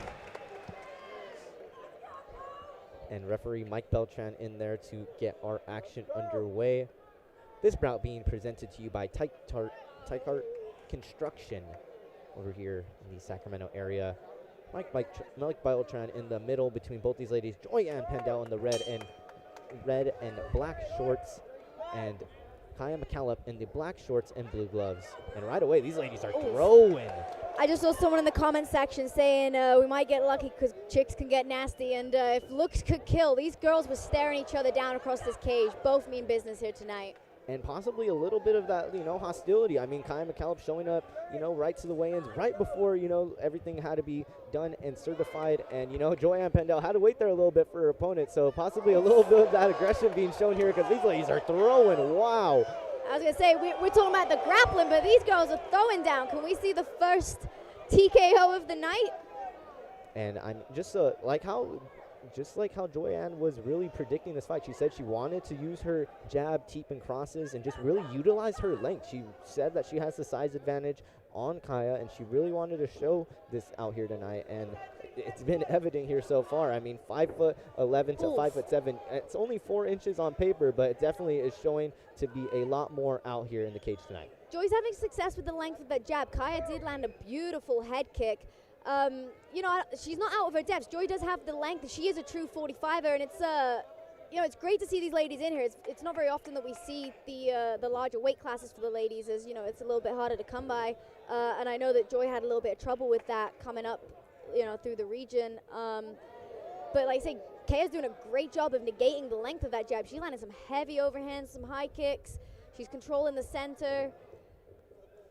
I'm actually a little surprised. I thought we were going to be looking at another grappling fight, so I'm very impressed with these ladies here. And someone like how you said, Joanne Pendel, although she was having a little bit of trouble finding that experience in the amateurs, when she did, very successful in her time and having 3 belts in her amateur career, the Valkyrie Championship, along with the 559 fights and Camo State Championship. Oh, wow. A nice right lands from Kaya McCallum. Joy deciding to engage in the clinch for the first time here, but choosing to land some strikes in there with some dirty boxing and some kicks on the breaks. Beautiful job from both ladies, really displaying their striking here tonight. I see people in the comments on YouTube saying they're happy to see a little bit of striking here, mixing up the night a little bit. We've had a very grappling-centric night, and it's refreshing to see some different skills on display. And it seems those legs of both of these ladies are starting to get a little bit red from those leg kicks that they've been throwing. And Joanne Pendel's especially, that left leg just has been getting eaten away at Kaya throughout this first round. Oof. Joy's having success with those, those straight shots. Oh, beautiful high kick. Wow. A nice head kick lands on the head of Kaya McCallum, and that left side of her face starting to get a little bit touched up there from the long touch of Joyanne Pendel. She's really just been applying the pressure with those jabs and especially with those leaping crosses as they come across. Beautiful kicks from both ladies. Kaya is having a lot of success when Joy pressures in because, she's struggling a little bit with the length, and that is Joy's strength here in the striking exchanges. Like I mentioned, she's doing a good job when she's keeping her at range. Finally tying up here. I'm going to wonder if one of them's going to look to take it down to the ground. But, yeah, beautiful display of striking from both people. Kaya's doing a good job, as I mentioned, of landing those close-range strikes when they get in, and Joy's having a lot of success with those push kicks and, those jab crosses down the middle. What are some things that you would possibly like to see from Kaya? And like how you said, she does have that reach disadvantage. I know you yourself, you've definitely been someone that hasn't always been on the advantage of having the longest reach compared to your opponents. What would you say about possibly, maybe some things that you could implement into Kaya's game plan if you were in her corner there tonight? Yeah, shortest reach in the UFC. Thanks for pointing that out. But no, like I said, Kaya's doing a great job of when she's being aggressive. She's landing those close range strikes. She was landing some beautiful high kicks too. Yeah, I'm very impressed with both ladies. Looks like Joy's looking to start implementing some grappling now, pressuring her against the cage. But Kaya's doing a great job of fighting that head positioning, hand fighting. And I wonder if maybe we see that often when two grapplers come together, they kind of counterbalance each other, and we end up seeing a striking match, you know what I mean, because they both have respect for one another's game. So yeah, it's very impressed with these ladies here tonight, and I think everyone's in for a treat with this fight also. Maybe the shortest reach of the UFC, but you definitely do put your own poppin' on poppin', so definitely do not fare any disadvantage with that reach there. And it seems that Joyanne Pendel is utilizing her own reach as she has just been able to get those arms in there whenever it seems Kaya's trying If you're to taking pictures this evening, make sure you use the hashtag A1Combat22. Make sure you follow us on Instagram at A1_Combat and on YouTube at A1Combat. Go to our website, A1Combat.com for all information pertaining to all our upcoming events. July 20th. A very long frame. That can actually make it a little bit harder for her in those wrestling. You know, she wasn't really able to get underneath Kaya because she's so much taller than her. But yeah, I mean, like I said, I'm surprised that these girls came out throwing the way they did, and I'm definitely not disappointed. Very exciting first round.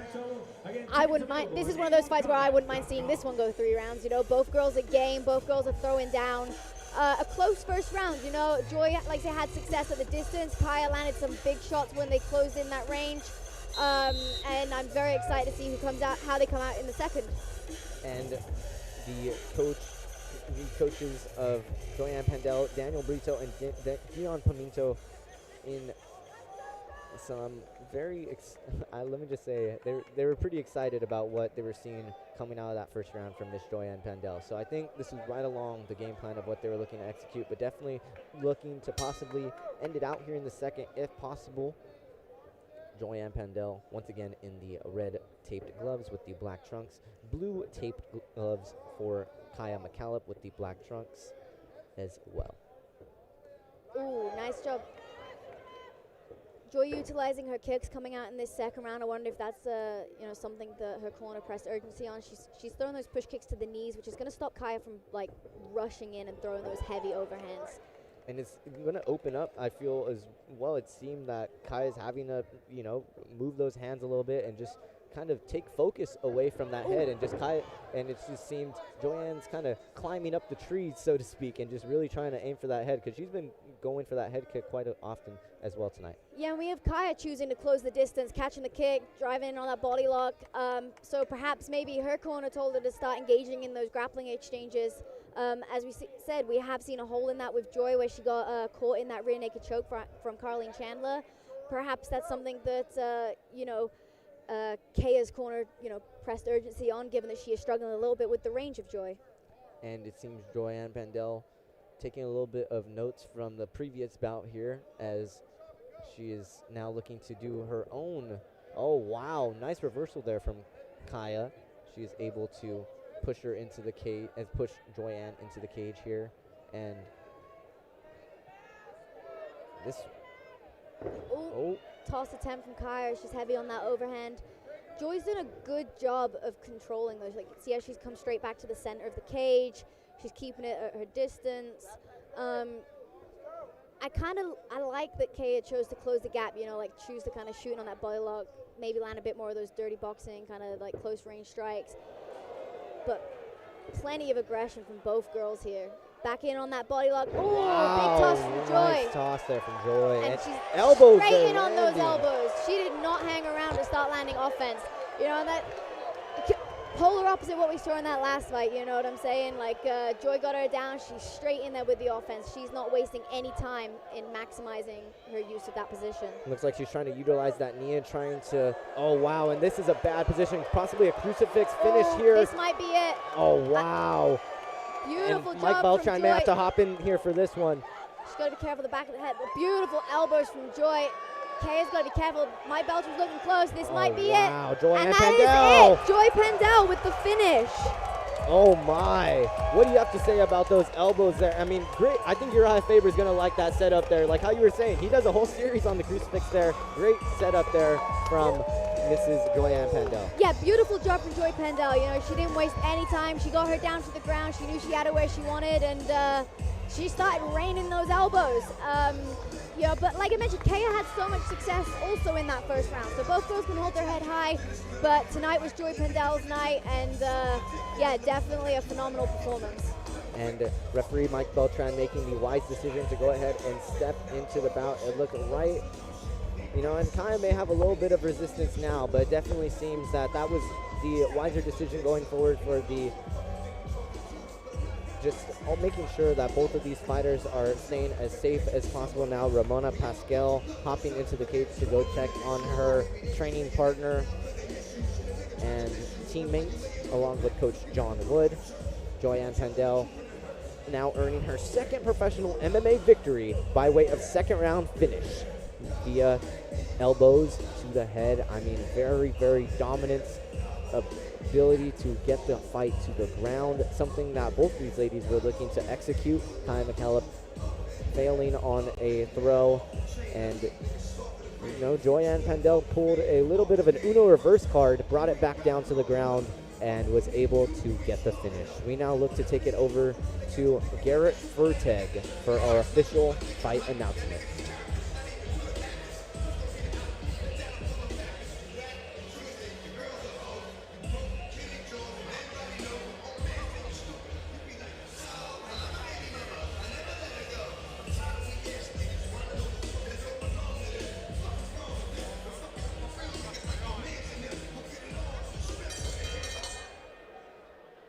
Ladies and gentlemen, referee Mike Bentrano steps in and waves off the contest. 2 minutes, 35 seconds of round number 2.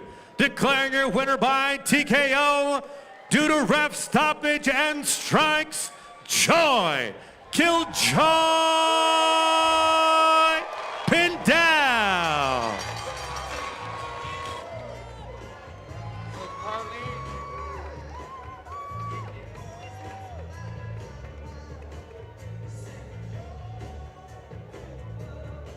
And Joyanne Pandel now embracing her team, embracing Brito MMA, Daniel Brito and Dion Pinito, along with her partner, all there to just embrace the great win. Now looking to speak to Corey Poppins McKenna after her big win there in the cage here tonight, A1 Combat 22. Okay, I'm here with your winner, Joy Pindell. Joy, that was a phenomenal performance. We saw some great striking out of you. Amazing aggression, and then you wasted no time once you got to the ground. Was that the game plan coming out here tonight? You know, I'm just improving every time. I'm still a student of this game. I've been at this 10 years now, but you know, there's always more improvements to be made. The sky's the limit, so, you know, every fight I'm leveling up, that's the goal. And hey, is Willow's in the house tonight? Thank you so much to all my students, my jiu-jitsu family at Willow's Jiu-Jitsu and MMA. It's my school. So happy you guys could be here. Thank you everybody who came out.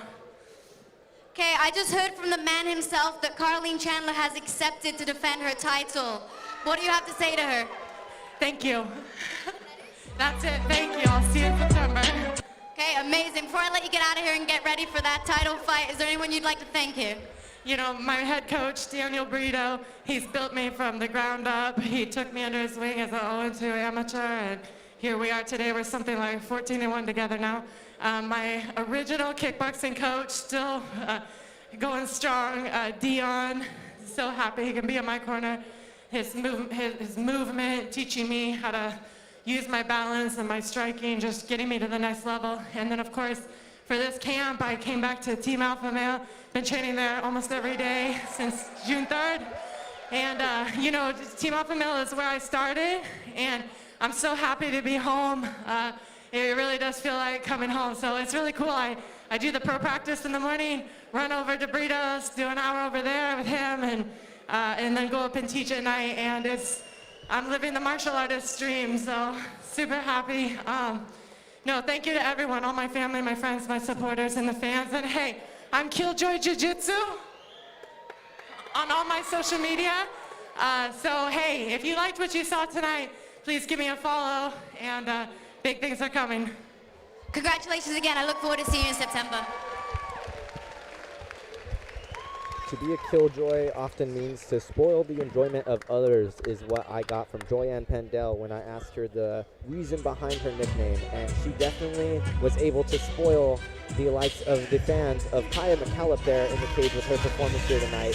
And we now look to go into a little bit of an intermission here where we look to celebrate not only our main man Tom Anderson, but also a couple of other A1 Combat alumni. We now look to bring it over to Garrett Furteg in the cage for an announcement.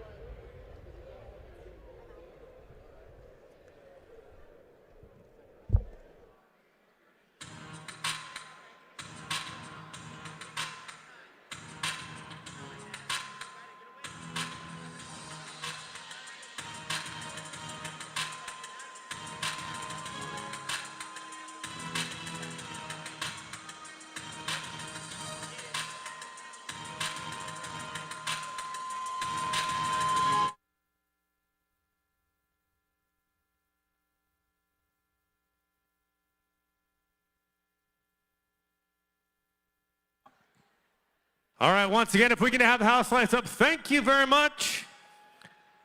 Fight fans, a longtime supporter of A1 Combat, Mason Forelli. He had a long battle with cancer and he passed away yesterday.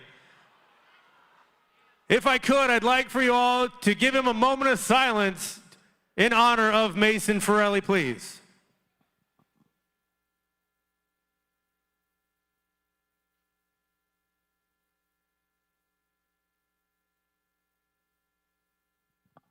Thank you.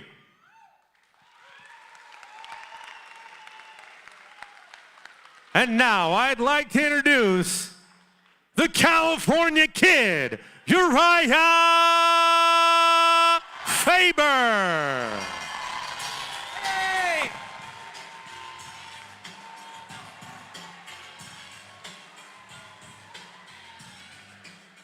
What's up, guys? Thank you, everybody, for coming out tonight. Another awesome night at the Hard Rock. You know, excited for all these fighters to get to step out and perform in front of you. This is very similar to how I started my career, and you guys are at the bottom level of seeing some amazing careers happen. We want to make sure that we shine some light on some bright stars that have already started to go into the bigger shows. Guys like Peyton Talbot. You know, you guys have seen his fast rise to stardom in the UFC. If you're watching The Ultimate Fighter, we've got Ryan Loder, and we've got a whole season of Dana White Contender Series coming up with Ernie Juarez, Billy Maddock, and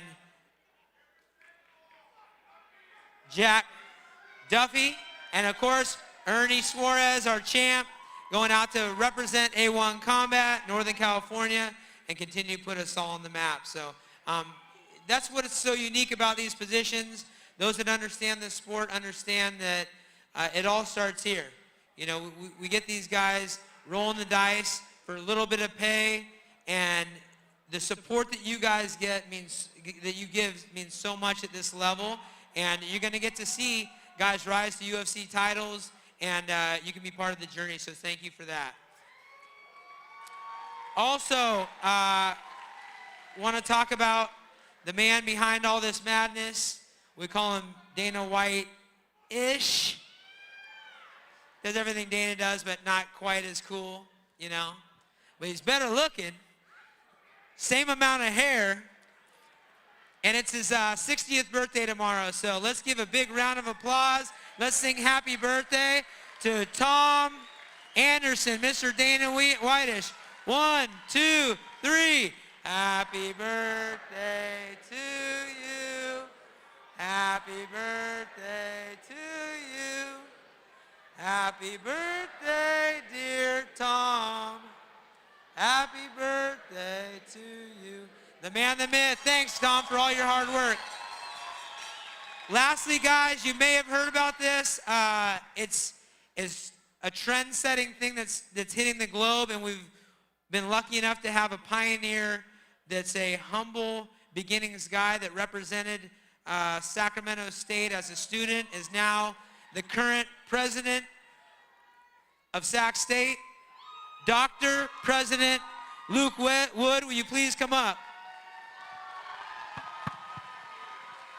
So those of you guys that don't know, this man has taken over the reins of Sacramento State University, and he's making waves across the globe. The first of its kind, and I'll let him tell you just a little bit about it and what the motivation is behind it. It's the first ever combat university where he's giving a home to mixed martial artists like myself to not only hone their skills, find a home, have aid and mentorship to become top-level fighters. And I don't think you understand what that means. It's the first in the world to make this happen, and it came from his vision and his belief in this sport. So just real quick, just a quick introduction.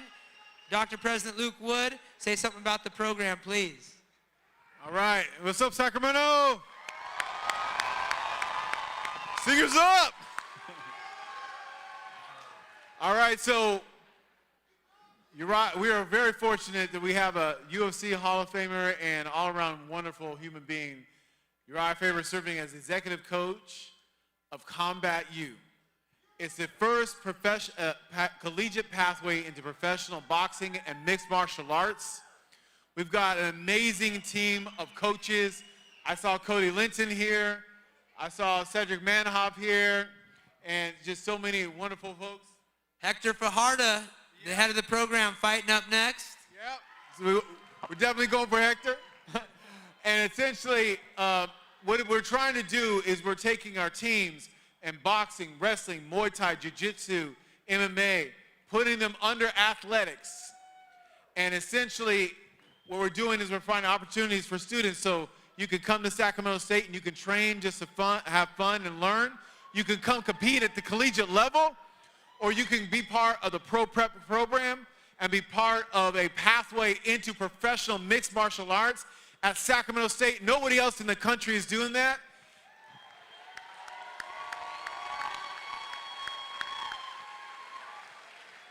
Also want to give a shout out to the boxing team that's part of this too, that's also working with Uriah, coached by Brandon Gonzalez, that's also has a lot of folks who are involved in that. So we want folks to know that come to Sacramento State where you can fight for us, but we'll be fighting for you to cross that stage of graduation. Thank you, President Wood. Thank you, everybody, for coming out. Another great show. We've got a few more fights. Enjoy.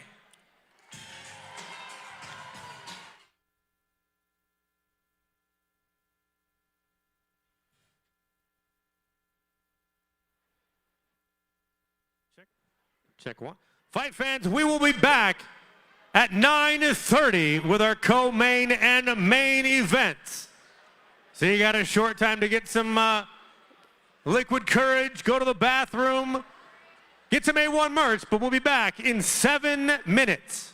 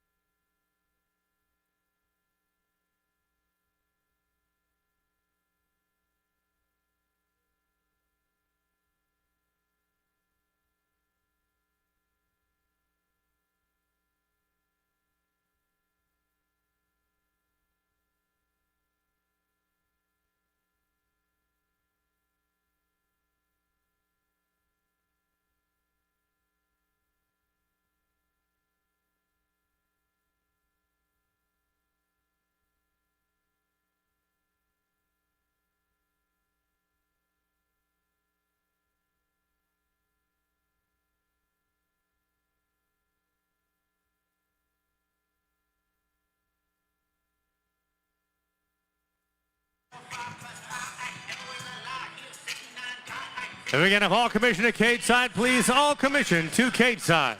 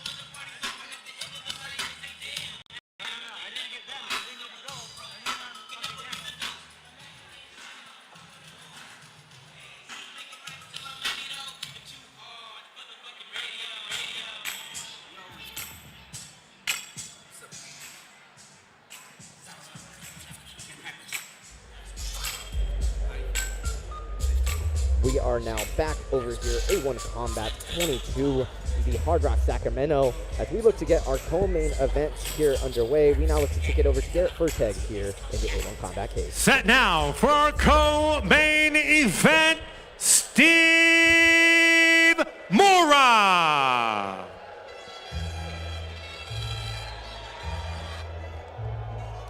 And our tail of the tape, Hector Fajardo, El Matador, 35 years of age, compared to Steve Mora, the Maniacs, 33 years of age. Hector Fajardo, 6-4 in his MMA career, and 4-4 for the likes of Steve Mora. An inch of height separating both these gentlemen, with only 0.2 pounds of weight separating the weight differentials for this gentleman. Hector Fajardo sitting at 135.8, and Steve Mora, 136. I got Max Payne Griffin in the house with me. Max, what do you think about this matchup here tonight? Yo, what's up? How's everybody doing? I like the fight. Hector Fajardo is a teammate of mine over at Team Alpha Male. He's looking good. He's ready to rumble, man. And his opponents, it's going to be a good fight.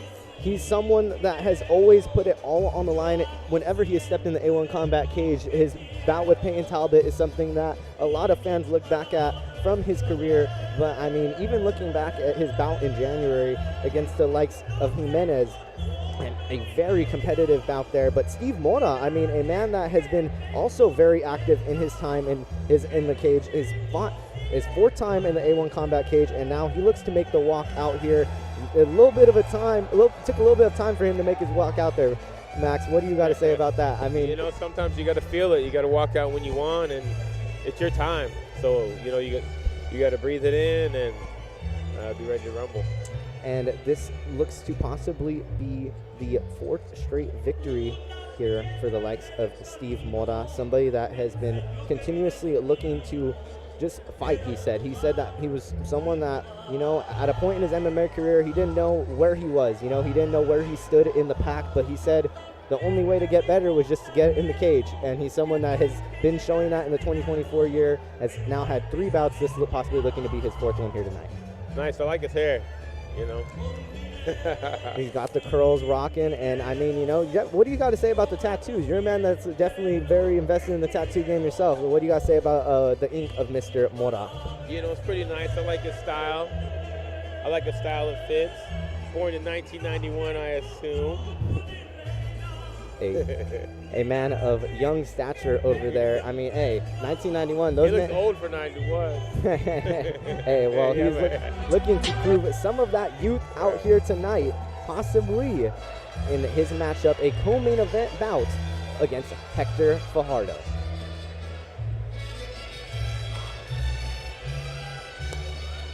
We now look to take it over to Garrett Furteg for our second fighter walkout.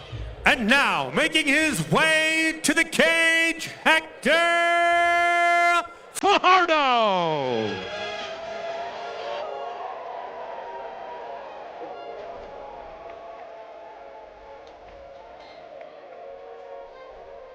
And both gentlemen said that they were going to listen to some corridos on the way in, and I mean, both of them playing right into it. And I mean, the Mexican culture, Hector Fajardo said himself, he's like, I got some Mexican blood in me, he's got some Mexican blood in me, he's got some Mexican blood in him, so I think there's a recipe for a banger co-main event. He said that himself, so you definitely you can feel that energy. And wow, the pop that he just got here at the Hard Rock Sacramento was one. I mean, I think a lot of people are here in support for Mr. El Matador. Yes, sir, me included. Let's go. Training with Peyton Talbot in the lead up to this bout, due to the original thought that he thought the fight was going to be in Reno. He wanted to get used to the acclimation of climate, and you know, he said that he was really getting used to being up there and being in elevation, and now possibly looking to get back to where he usually is in Sacramento, a little bit more of a ground level kind of state, but possibly looking to have a big performance here tonight in the co-main event. Oh yeah, I can't wait. I can't wait for the fight to begin. Hector's, you know, he's training with Coach Joey. Who's he got in this corner? Sandoval. He's ready to go, man. A man that was formerly a DJ when he was in college, then went down the judo route, and then now is involved in MMA. The running practitioner over there of Combat University with Uriah Faber, and now looking to add another win onto that 6-4 resume is Hector Fajardo.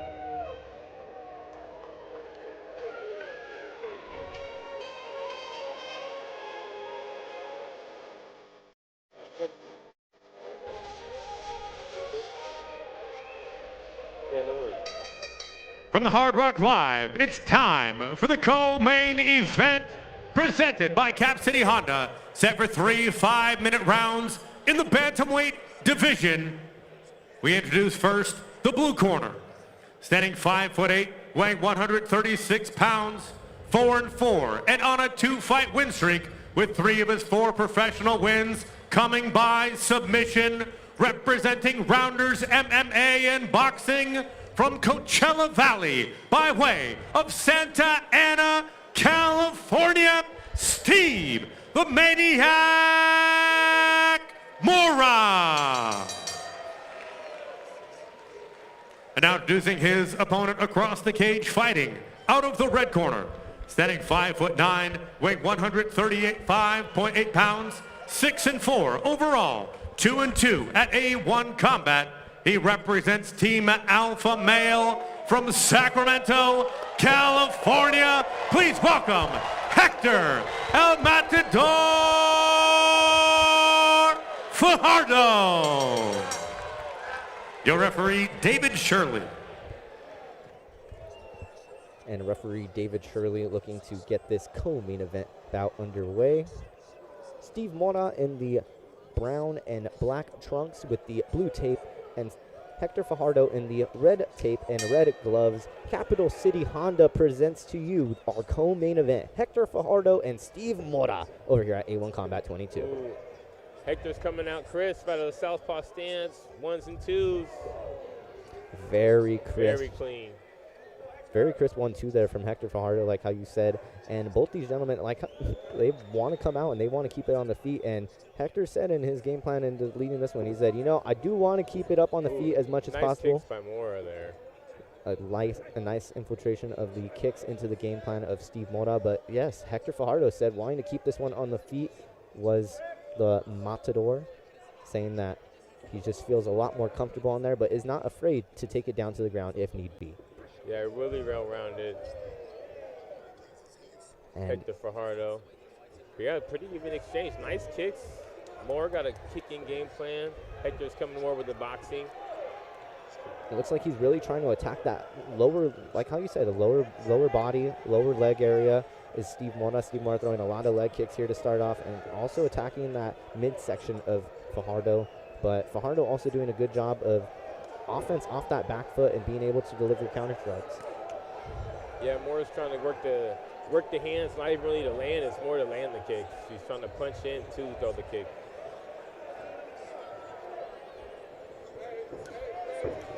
Ooh, nice straight left. They're throwing there. And a right hand barely misses from the likes of Mora. And yeah, like how you said, both these gentlemen are throwing in there. A left lands in the guard of Mora. And what would you like to see from both these gentlemen going forward? I mean, both of them are just throwing it all out there, throwing the kitchen sink at it. But what do you have to say so far from? I mean, they're measuring. I think they're measuring. Mora's trying to land those kicks, work his punches in to get the kicks. Hector's countering on the kicks, trying to work some boxing. Pretty even right now. And Steve Mora just keeping Hector on that back foot. It seems like he just really has been a main part of this game plan here tonight. Switching stances a little bit too. Hector. Wow. Winging Mora. But yeah, Hector's being calm in there. And it just seems like Hector is, like how you said, not only calm, but he's just seeming composed. In the shots that he's throwing, it just seems he's a lot more comfortable. Good takedown by nice Mora. takedown there. But just seems, oh wow, even there. Oh, he got the ankle. Ooh, oh, good hammer nice fist strike by there, Mora. landed from Mora. Hector needs to get off the cage in this scenario. Ooh, nice too.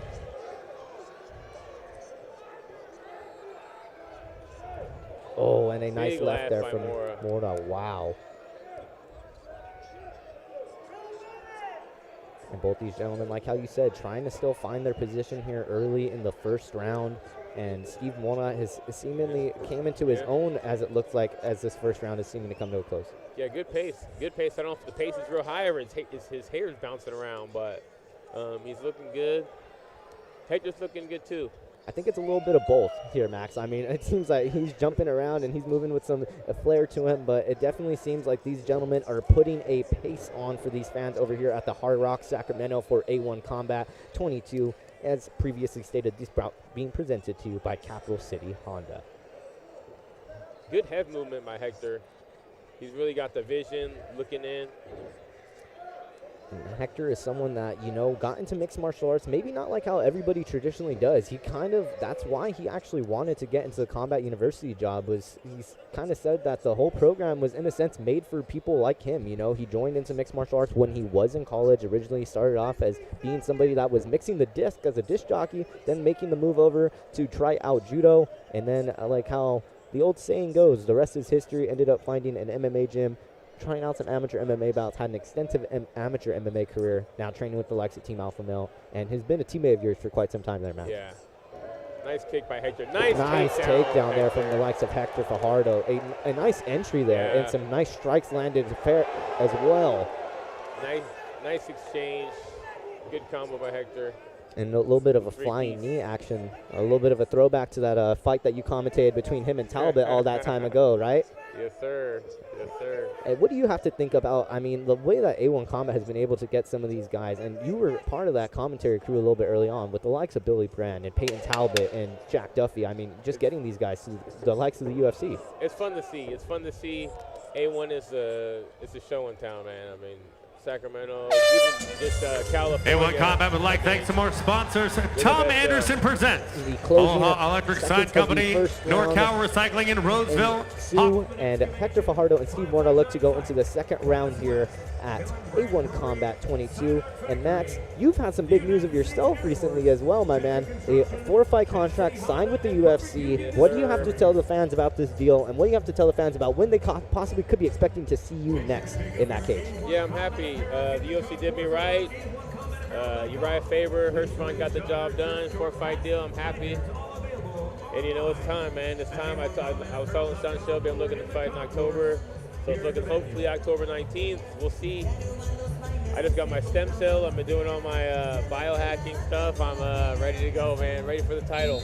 And I think that fight fans are very, very excited. And that 170 title going to be going on the line, UFC 304 there in Manchester. Who do you got in that one, Leon or B? I got Bilal, man. I got Bilal. I think he earned it. I think he's been doing a lot, and I think he's going to take it home. We are taking away from the UFC, now going back into the A1 Combat cage. David Shirley looking to break off this second round of action between Hector Fajardo and Steve Mora. Steve Mora in the blue tape and brown and black trunks, with Hector Fajardo being in the red trunks with the red tape. I love the second rounds. I love when the guys talk to their coaches. They're still fresh. They're listening. They have enough juice to listen and do what their coaches say. So I love the adjustments. A nice left lands on the likes of the left side of Steve Mora from Hector Fajardo. And Hector's looking good right now. Nice 1-2-1. Yeah, I like it. He's seeming to have been finding his timing in there, like how you said. In that first round is often it's really testy for strikers. Nice kick by Hector to the chest. Mora. Mora attempting a head kick of his own there. Ooh. I like these pulls. Coach Joey told him something right over there. And Steve Mora, you know, in the corner for him is the likes of Sydney Trillo, his wife, somebody that has been very, very instrumental in his MMA career. And across from Steve Mora is Hector Fajardo, who has Corey McKenna in his corner. So these gentlemen very much alike in the fact that they also not only train with their wives, but they're with them day in, day out, you know, and that's often a challenge that you don't see in a lot of MMA fighting communities. But both these gentlemen very familiar to that game.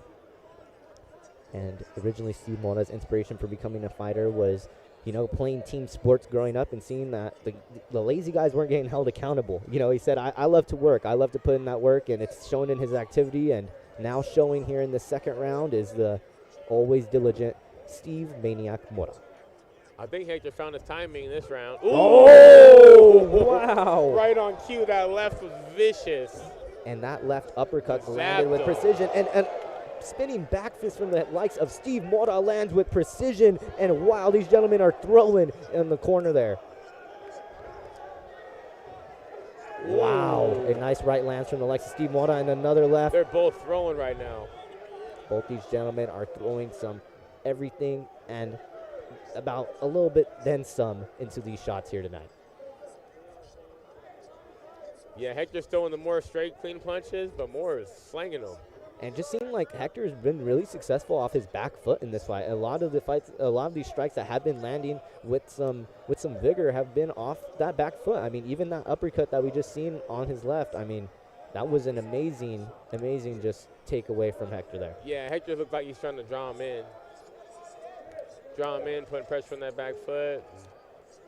You know, using your power off that. Ooh, good left. And just looks like Hector's trying to set up that left there, and that left has been seeming to land with some precision in the second round here for the likes of El Matador. Looks like he kind of slowed it down, slowed Moore's pace down. I don't know if Moore slowed down or just the timing was found on Fajardo's side.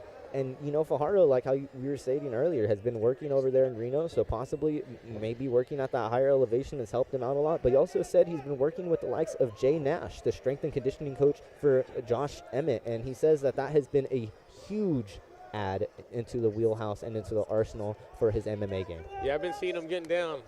When I was with my PT for my stem cell stuff, it was him and Corey working away together, actually. But yeah, he's a good S&C coach. But that matters when you're not worried about, oh my God. And peppering that left out there is Steve Mora, and some great movement being shown from both of these gentlemen. These guys are flipping and rolling and dipping. I love it. I think that the boxing fans that are watching this one and MMA fans around the world are loving the footwork from these gentlemen. I mean, Joyanne Pendel said her love for salsa and bachata, but I don't know if anybody has been showing this type of footwork out here tonight, Man, Max. look at that takedown defense. He's right back up. Hector, I think, needs to kick more. The kicks all landed. I think he needs to kick more. The kicks were working well. It's been great, great exchanges. Really picking up the pace, throwing these combos. He's dipping, rolling, seeing, pulling. I love it. And it seems right up to what you were saying earlier. It seems that both these men have really just found their pace, and it seems that both of these men are comfortable in their game plans and what they're trying to apply, and just seeing that, hey, you're not going to beat me where I'm best at, and you're not going to beat me where I'm best at. And Steve kind of expressed that a little bit to me in speaking up to this fight. You know, he said even if Hector had pulled up to him at the gym and said, let's get a training round in, he'd want to beat him in that. You know, so very competitive is the likes of Steve Mora, and I think Hector Fajardo right across from him is just as competitive with the flying knee. Whoa! Look, the little banter in the back. Little banter in the back. Let's go, Hector. And Hector lands the flying knee and kind of, you know, points over at Steve Mora saying, hey, you may have felt that one a little bit, but Steve trying to deny it. But I don't know, man. That flying knee landed with some precision, and I mean, that's exactly how you draw it up right there, right, Max? Yeah. That was great. Great end of the round. They had a lot of fast, fiery exchanges. Blah, blah, blah. They're good, man. They're both good. They're both fast. Looking forward to this 3 rounds. I know you're used to knocking people's ears off with elbows in that cage, but you know these gentlemen are showing their own display of some real, just striking knowledge. Beautiful work. And some absolutely amazing striking being put on display in our co-main event. David Shirley letting both these gentlemen get to work. I mean, even earlier with that little groin shot, Hector Fajardo kind of just shook it off, man, and just really just walked forward. You can tell that both these guys are just locked in for this one. And looking in these corners, man, they're ready to get back in there. Yeah, sick co-main event. And Shirley looking to get this 3rd round of action underway. Mora Fajardo. And I think this has lived up to exactly what both these gentlemen were saying. And they said that they're finally excited to fight someone that also is just as excited to keep it up on the feet. And I mean, it's lived up to every single expectation of that tonight. Kick to the face by Hector Fajardo. And a groin low strike. Blow. Hope he just stomp it out and just keep it moving. Yeah. And in those 3rd round, those groin strikes could definitely play a big part to play, especially when you're trying to catch your breath. Yeah, you got to double jump. You get kicked, you got to stomp it out and keep it digging. If you think too much about it, it'll start to affect you. But if you ignore it, man,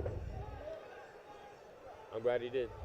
And Steve Mora did. Oh, wow. And that was a beautifully timed shot there right from uppercut. Hector. Yeah, beautiful angle. Ooh. And Steve Mora also been having some those success kicks there. are nice. Those kicks are nice. And a nice check there from the likes of Steve Mora. Yeah, that was a good check on a fast kick. And a very fast They're both kick. locked in. Yeah, check that. So it seems like these men are just in a they're world both of their good. own. They're both good. I like Mora. He switches stances a lot. So those guys are kind of challenging to see switch right there.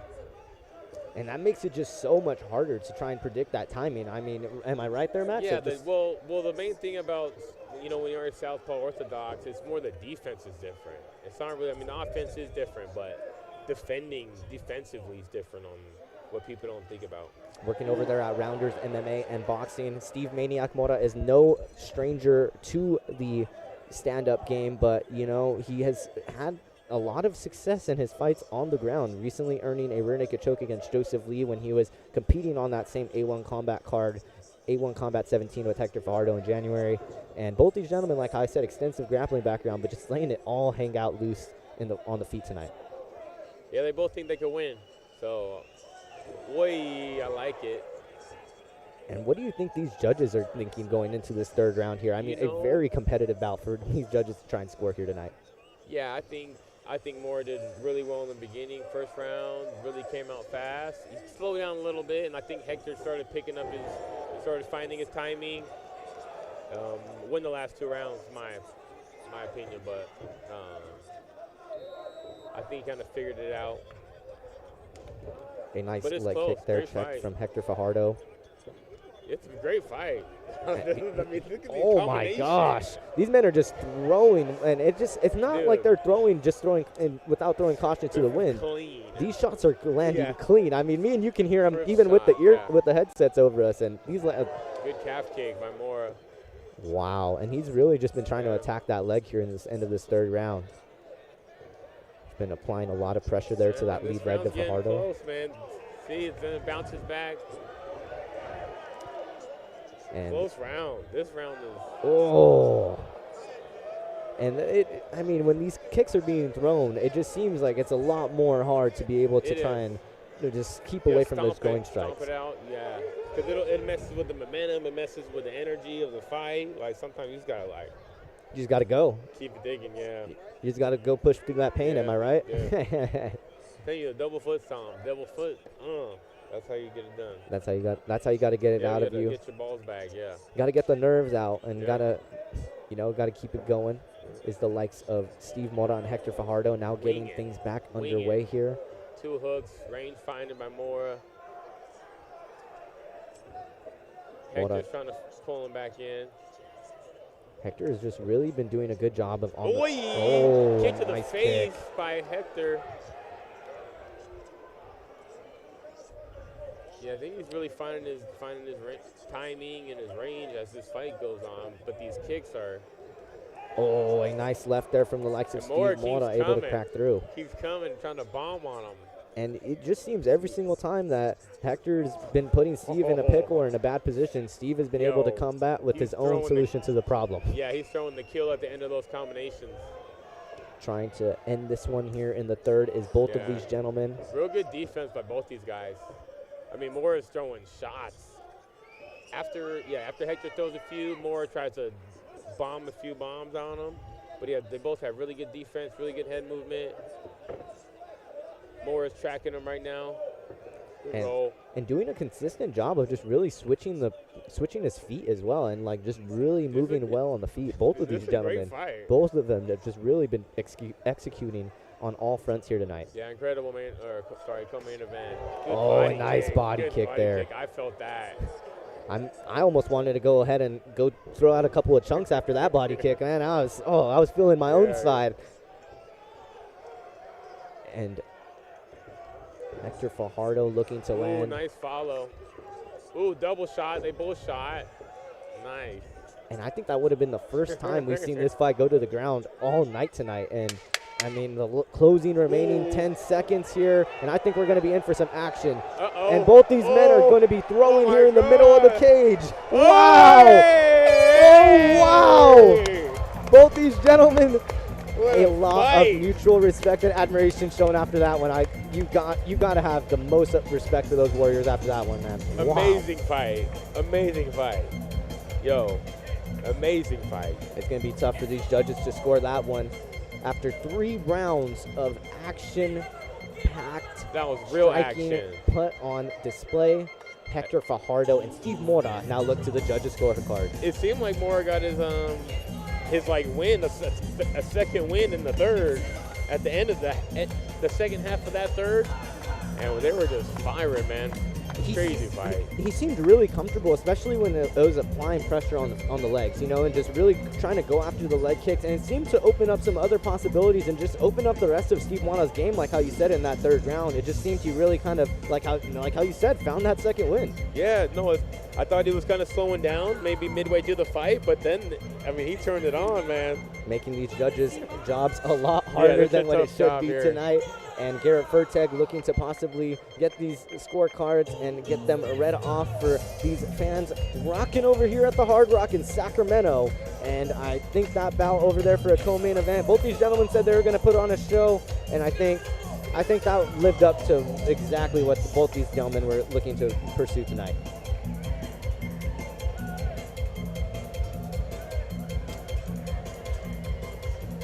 And Corey McKenna, I possibly think she may have made a shoe change in the meantime, rocking some large brown boots. And Garrett Ferteg now looking to run his way into this cage right before the alarm goes off here in the Hard Rock Sacramento. And we look for this official decision to be read off. They're turning up over here. Crowd is getting active, and it is a wild one over here. A1 Combat 22, we take it over to Garrett Ferteg for our official fight announcement. Sorry about that, bro. Ladies and gentlemen, after 3 rounds of action-packed action, in our co-main event here at A1 Combat 22, we go to your 3 judges at cage side for the decision. All 3 judges, Dan Mobley, Brian Tyler, and Brandon Salcido, see it the same. 29-28 for your winner by unanimous decision, Hector El Matador!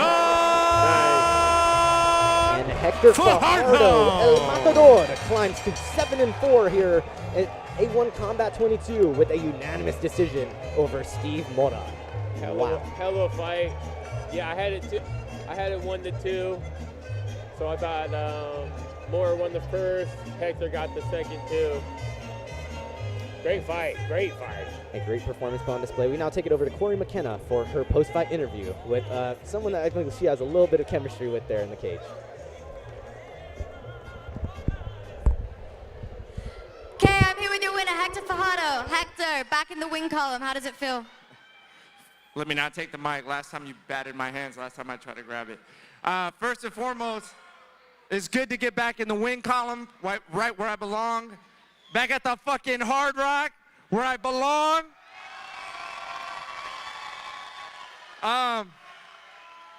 More as a dog. That, again, I don't fight anybody easy. That's why, you know, I got matched up with Mora and we put on a show for everybody. But I'm just gonna say that I've been wanting to get back up here to get interviewed in the winner's circle by, you know, the most beautiful commentator slash, you know, MMA media and badass UFC fighter persona, who happens to be my wife. So I feel great being back up here, getting my second interview on my goddamn wife. It's the best fucking feeling in the world.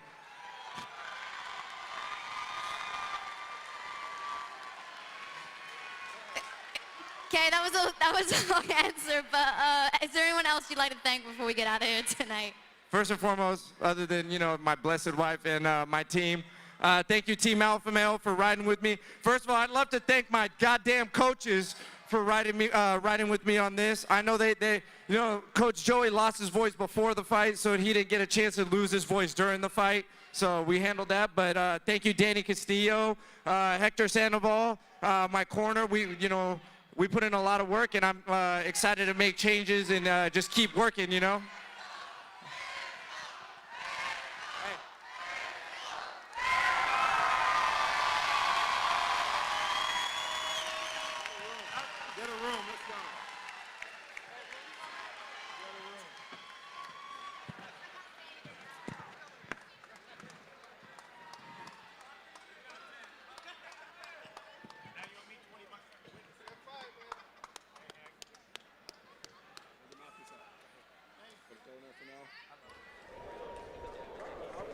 And Corey McKenna finishes up with Hector Fajardo over there in the cage. And wow, Max, I mean, a great performance there from Hector Fajardo to earn the unanimous decision win.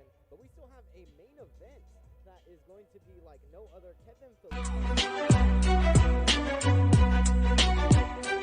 Sam, the alley cat. It's gotta be it. That is it. It is the alley cat. Christian, the land shark, Avalon.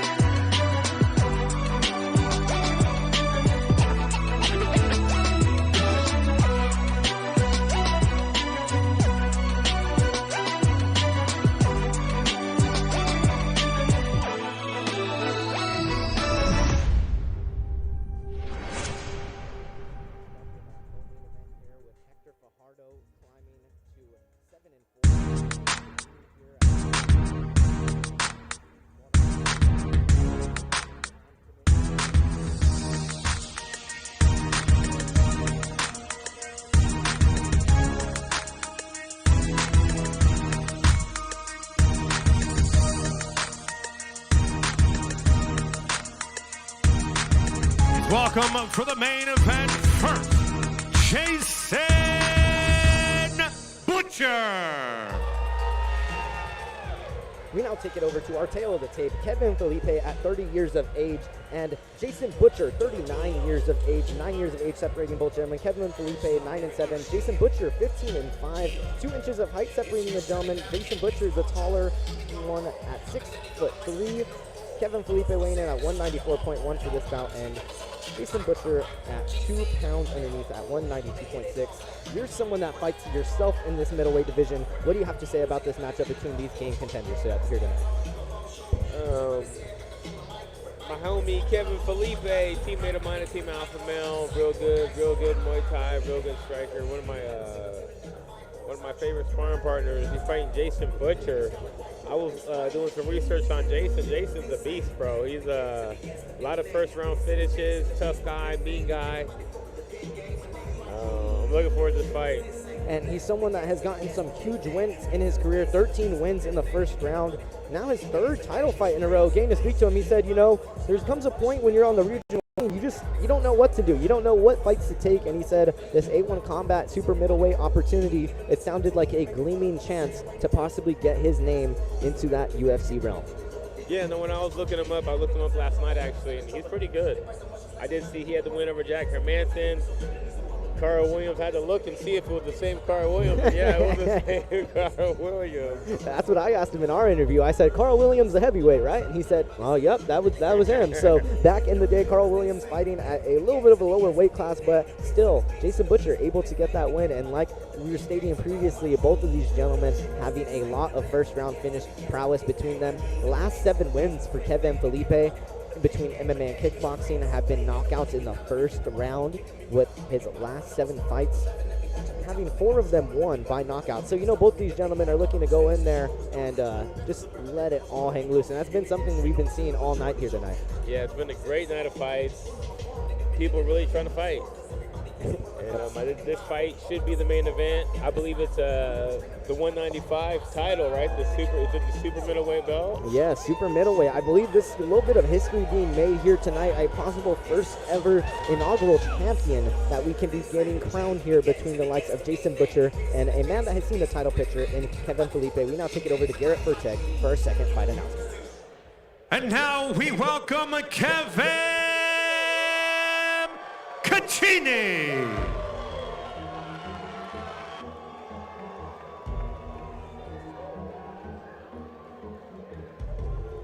And Kevin Felipe, a man that is no stranger to the A1 combat cage, a super middleweight bout in the realm for him now, but 1-1 in his career, 0-1 in title opportunities, most recently fighting Henderson Ferreira over here at A1 Combat 19, not getting his hand raised in that bout, but possibly looking for some different luck here tonight. And I mean, he is a man that after that bout, he said he was motivated more than ever, and it showed when he was able to get that first round knockout against Ariel Tavares.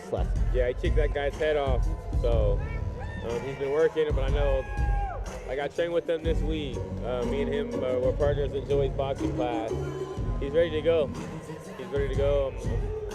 I'm proud of where he's coming, and I'm looking forward to this fight. It's going to be outstanding. Both guys want to win. Both guys are really good, so it's a beautiful fight. He came up to me in the back and he said, "You will be saying my name and Neil tonight." And so that just goes to show the confidence that this young man, Kevin Felipe, carries when he goes into that cage. Originally of Campinas, Sao Paulo, Brazil, a country that has no fair share of their MMA starlets over there down south in Latin America. Garrett Verteg with our main event fight announcement.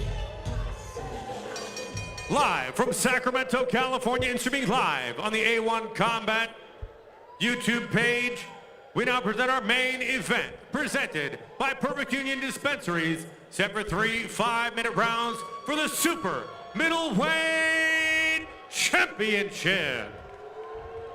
This title fight is sanctioned by the California State Athletic Commission, Commissioner Peter Villegas, Executive Officer Andy Foster. And now we introduce first the blue corner. Standing 6'3" tall, his official weight 192.6 pounds, holding a professional record of 15 wins, 5 losses, with 7 wins by knockout, 8 by submission, representing the Resistance from Bear Creek, West Virginia, Jason Butcher. And now introducing his opponent, fighting out of the red corner, standing 6'1", weighing in at 194.1 pounds, with 9 professional wins, 7 losses, 6 wins coming by knockout, 2 by submission. The former middleweight title challenger represents Team Alpha Male. From Sumaré, Sao Paulo, Brazil, he fights out of Sacramento, California, presenting Kevin Felipe Sampaio Caccini.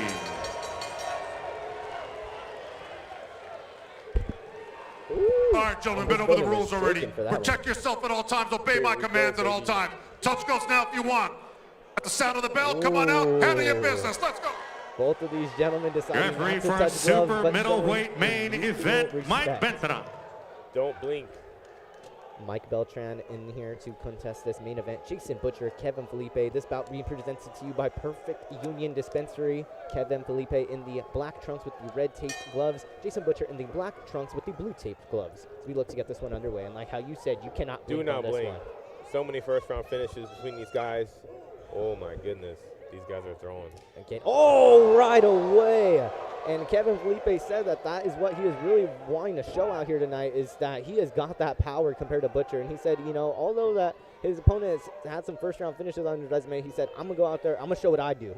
And that just sounds, I mean, speaking to Kevin Felipe in the past, exactly like what the wheelhouse of what he would say. Yeah, Butcher got cracked and then went to grapple. He got in there. Butcher, a black belt for a very long time. Someone that said in our interview, he said, I've been a black belt longer than Kevin Felipe's been training. And that just goes, oh! And that left lands! And Butcher is down, trying to claim guard, but Kevin Felipe looking to rain down those shots. And watch the armbar. Gotta watch out there. Watch the armbar. Watch the armbar right here. Very compromising position. Butcher able to regain his posture and get the guard. And I mean, when you're 6'3", it's just, it makes it a little bit easier to get that guard open there. Yeah, he's back now. Right in this element. And Jason Butcher looking to play into Kevin Felipe's bag of tricks. Yeah, he's trying to throw that triangle up. Looking to set up a triangle or possibly an armbar. Almost had that armbar there. He just seems to get out of there. Kevin Felipe says, get him up. And man, these men just both have some power in those hands. Ooh. Knee lands. Did he learn that knee? Knee lands flush on the midsection of Butcher. Butcher retreating now. Grabs a hold of the leg, trying to get Felipe to the ground. Felipe does a great job Scissor of defending splits that by takedown. Felipe. Looks like he's been working his takedown defense after his last one, or his last couple.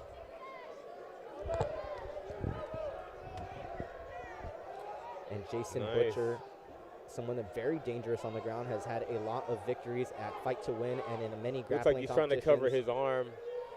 Looks like Butcher's trying to trap his arm back there. Possibly a Kimura setup or an Americana of some sort. Or, Triangle, something crazy. Wow, very interesting setup from the likes of Jason Butcher. And, I mean, he's someone that's super creative at watching Kevin needs his to get fights out of back. that. Kevin needs to get up out of that. Yeah, get out of there. A very long reach for the likes of Kevin Felipe. Yeah, Butcher has good jiu-jitsu. And Butcher, but look at that defense, though, we had on Kevin's side.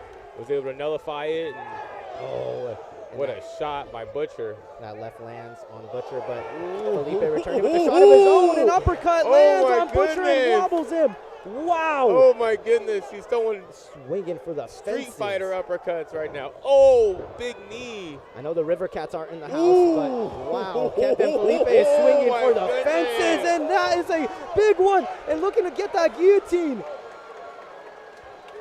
What an exchange. Oh, my. He's going for the choke. And if Kevin can get that other arm wrapped around there, that possibly could probably be. throw some ground and pound on him. And what a recovery.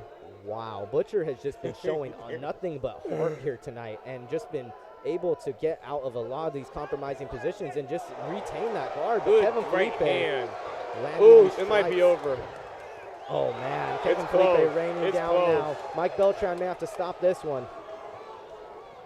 And taking a little bit of advice from you, raining down that ground and pound now throw is the ground likes and pound. of Kevin Throw Felipe. ground and pound. And this one looks like like it is it's about over. to That's be over. Kevin Yes! Felipe is your new super middleweight Kevin champion. Felipe! Wow! Yes! And a new champion crowned in Kevin Felipe here at A1 Combat 22.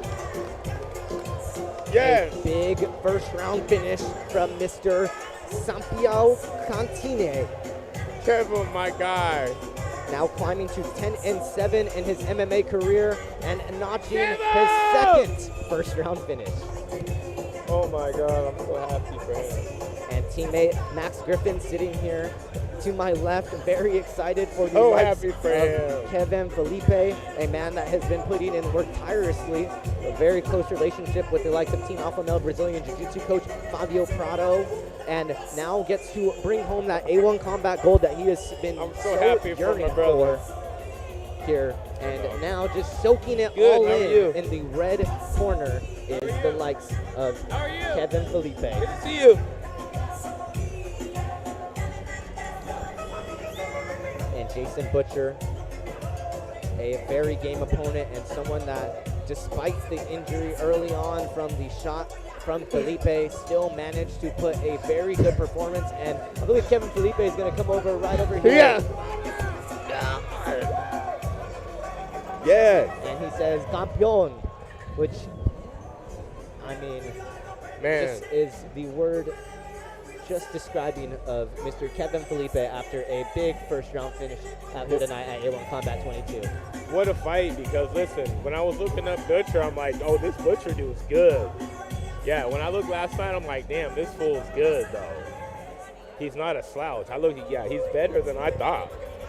And for Kevin to, you know, beat him, overwhelm him with those shots, and then those strikes, yeah, I think he should start striking, you know, and cover it up. And A bout that was originally scheduled in March, then moved to May, and now July is finally where we get to see it. Jason Butcher all to his feet now and all good, giving the thumbs up to the crowd. And I mean, Matt, what a night of fights we had out here tonight, and some absolutely amazing performances and big wins being held tonight for all of the winners here tonight on the card.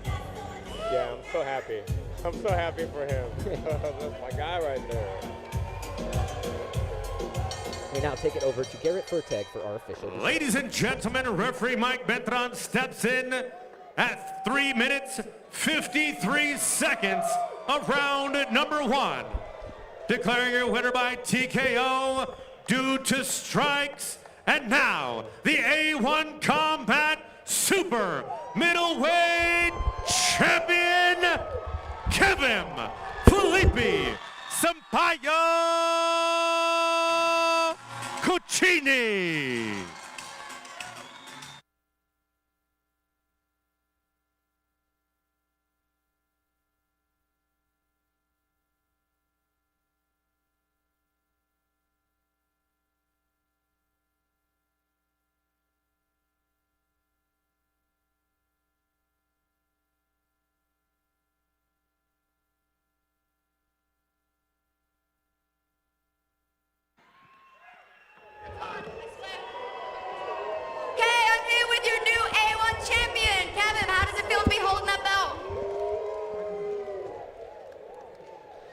Feeling great. I want to say thank you for my coach who helped me all the time in Team Alpha Male. I'll be the best in the world. You guys see. This is just the beginning, and I am coming to give you way more. That's your 5th first-round finish in a row. You only fought 6 weeks ago. You look fresh. Are you looking to get back in here anytime soon? I wanna come back as fast as possible. I'm ready for next weekend. No matter what time, what day, just give me the mission. I'll complete. Is there anybody you'd like to thank before you head out of here tonight? I want to say congratulations to my friends, big friends, Vanessa and Michael Tejeja. They are getting married right now. I'm going there to celebrate together. And thank you, my team, again. Everybody who helped me, I'll be the best, I promise you guys. Congratulations, what a way to finish the night.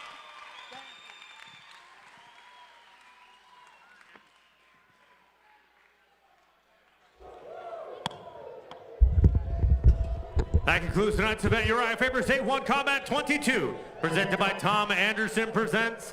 From everyone at A1 Combat, we would like to thank you for attending tonight's event and supporting professional mixed martial arts. Make sure to check A1Combat.com or other social media for their upcoming events. Upcoming July 26th, A1 23 at the Tachi Palace, Saturday, August 17th. Not much more else you can ask for. A possible championship matchup in the brewing for Joyanne Pendel and Mrs. Carlene Chandler in September. And we look to take it over to next week, July 26th, A1 Combat 23, 2 championship matchups to headline in the featherweight and lightweight divisions between Bruno Souza in that co-main event with Eric Sanchez looking to possibly become a champion over there at Team Alpha Male. And then in our main event, you got Christian Avalos defending his lightweight championship against the likes of Mr. Samuel Ali Cat Alvarez. Michael Hernandez over here. We are signing out A1 Combat 22 with the likes of Mr. Max Griffin. Thank you so much for your time, fight fans. We look to see you on the other side. See you next week.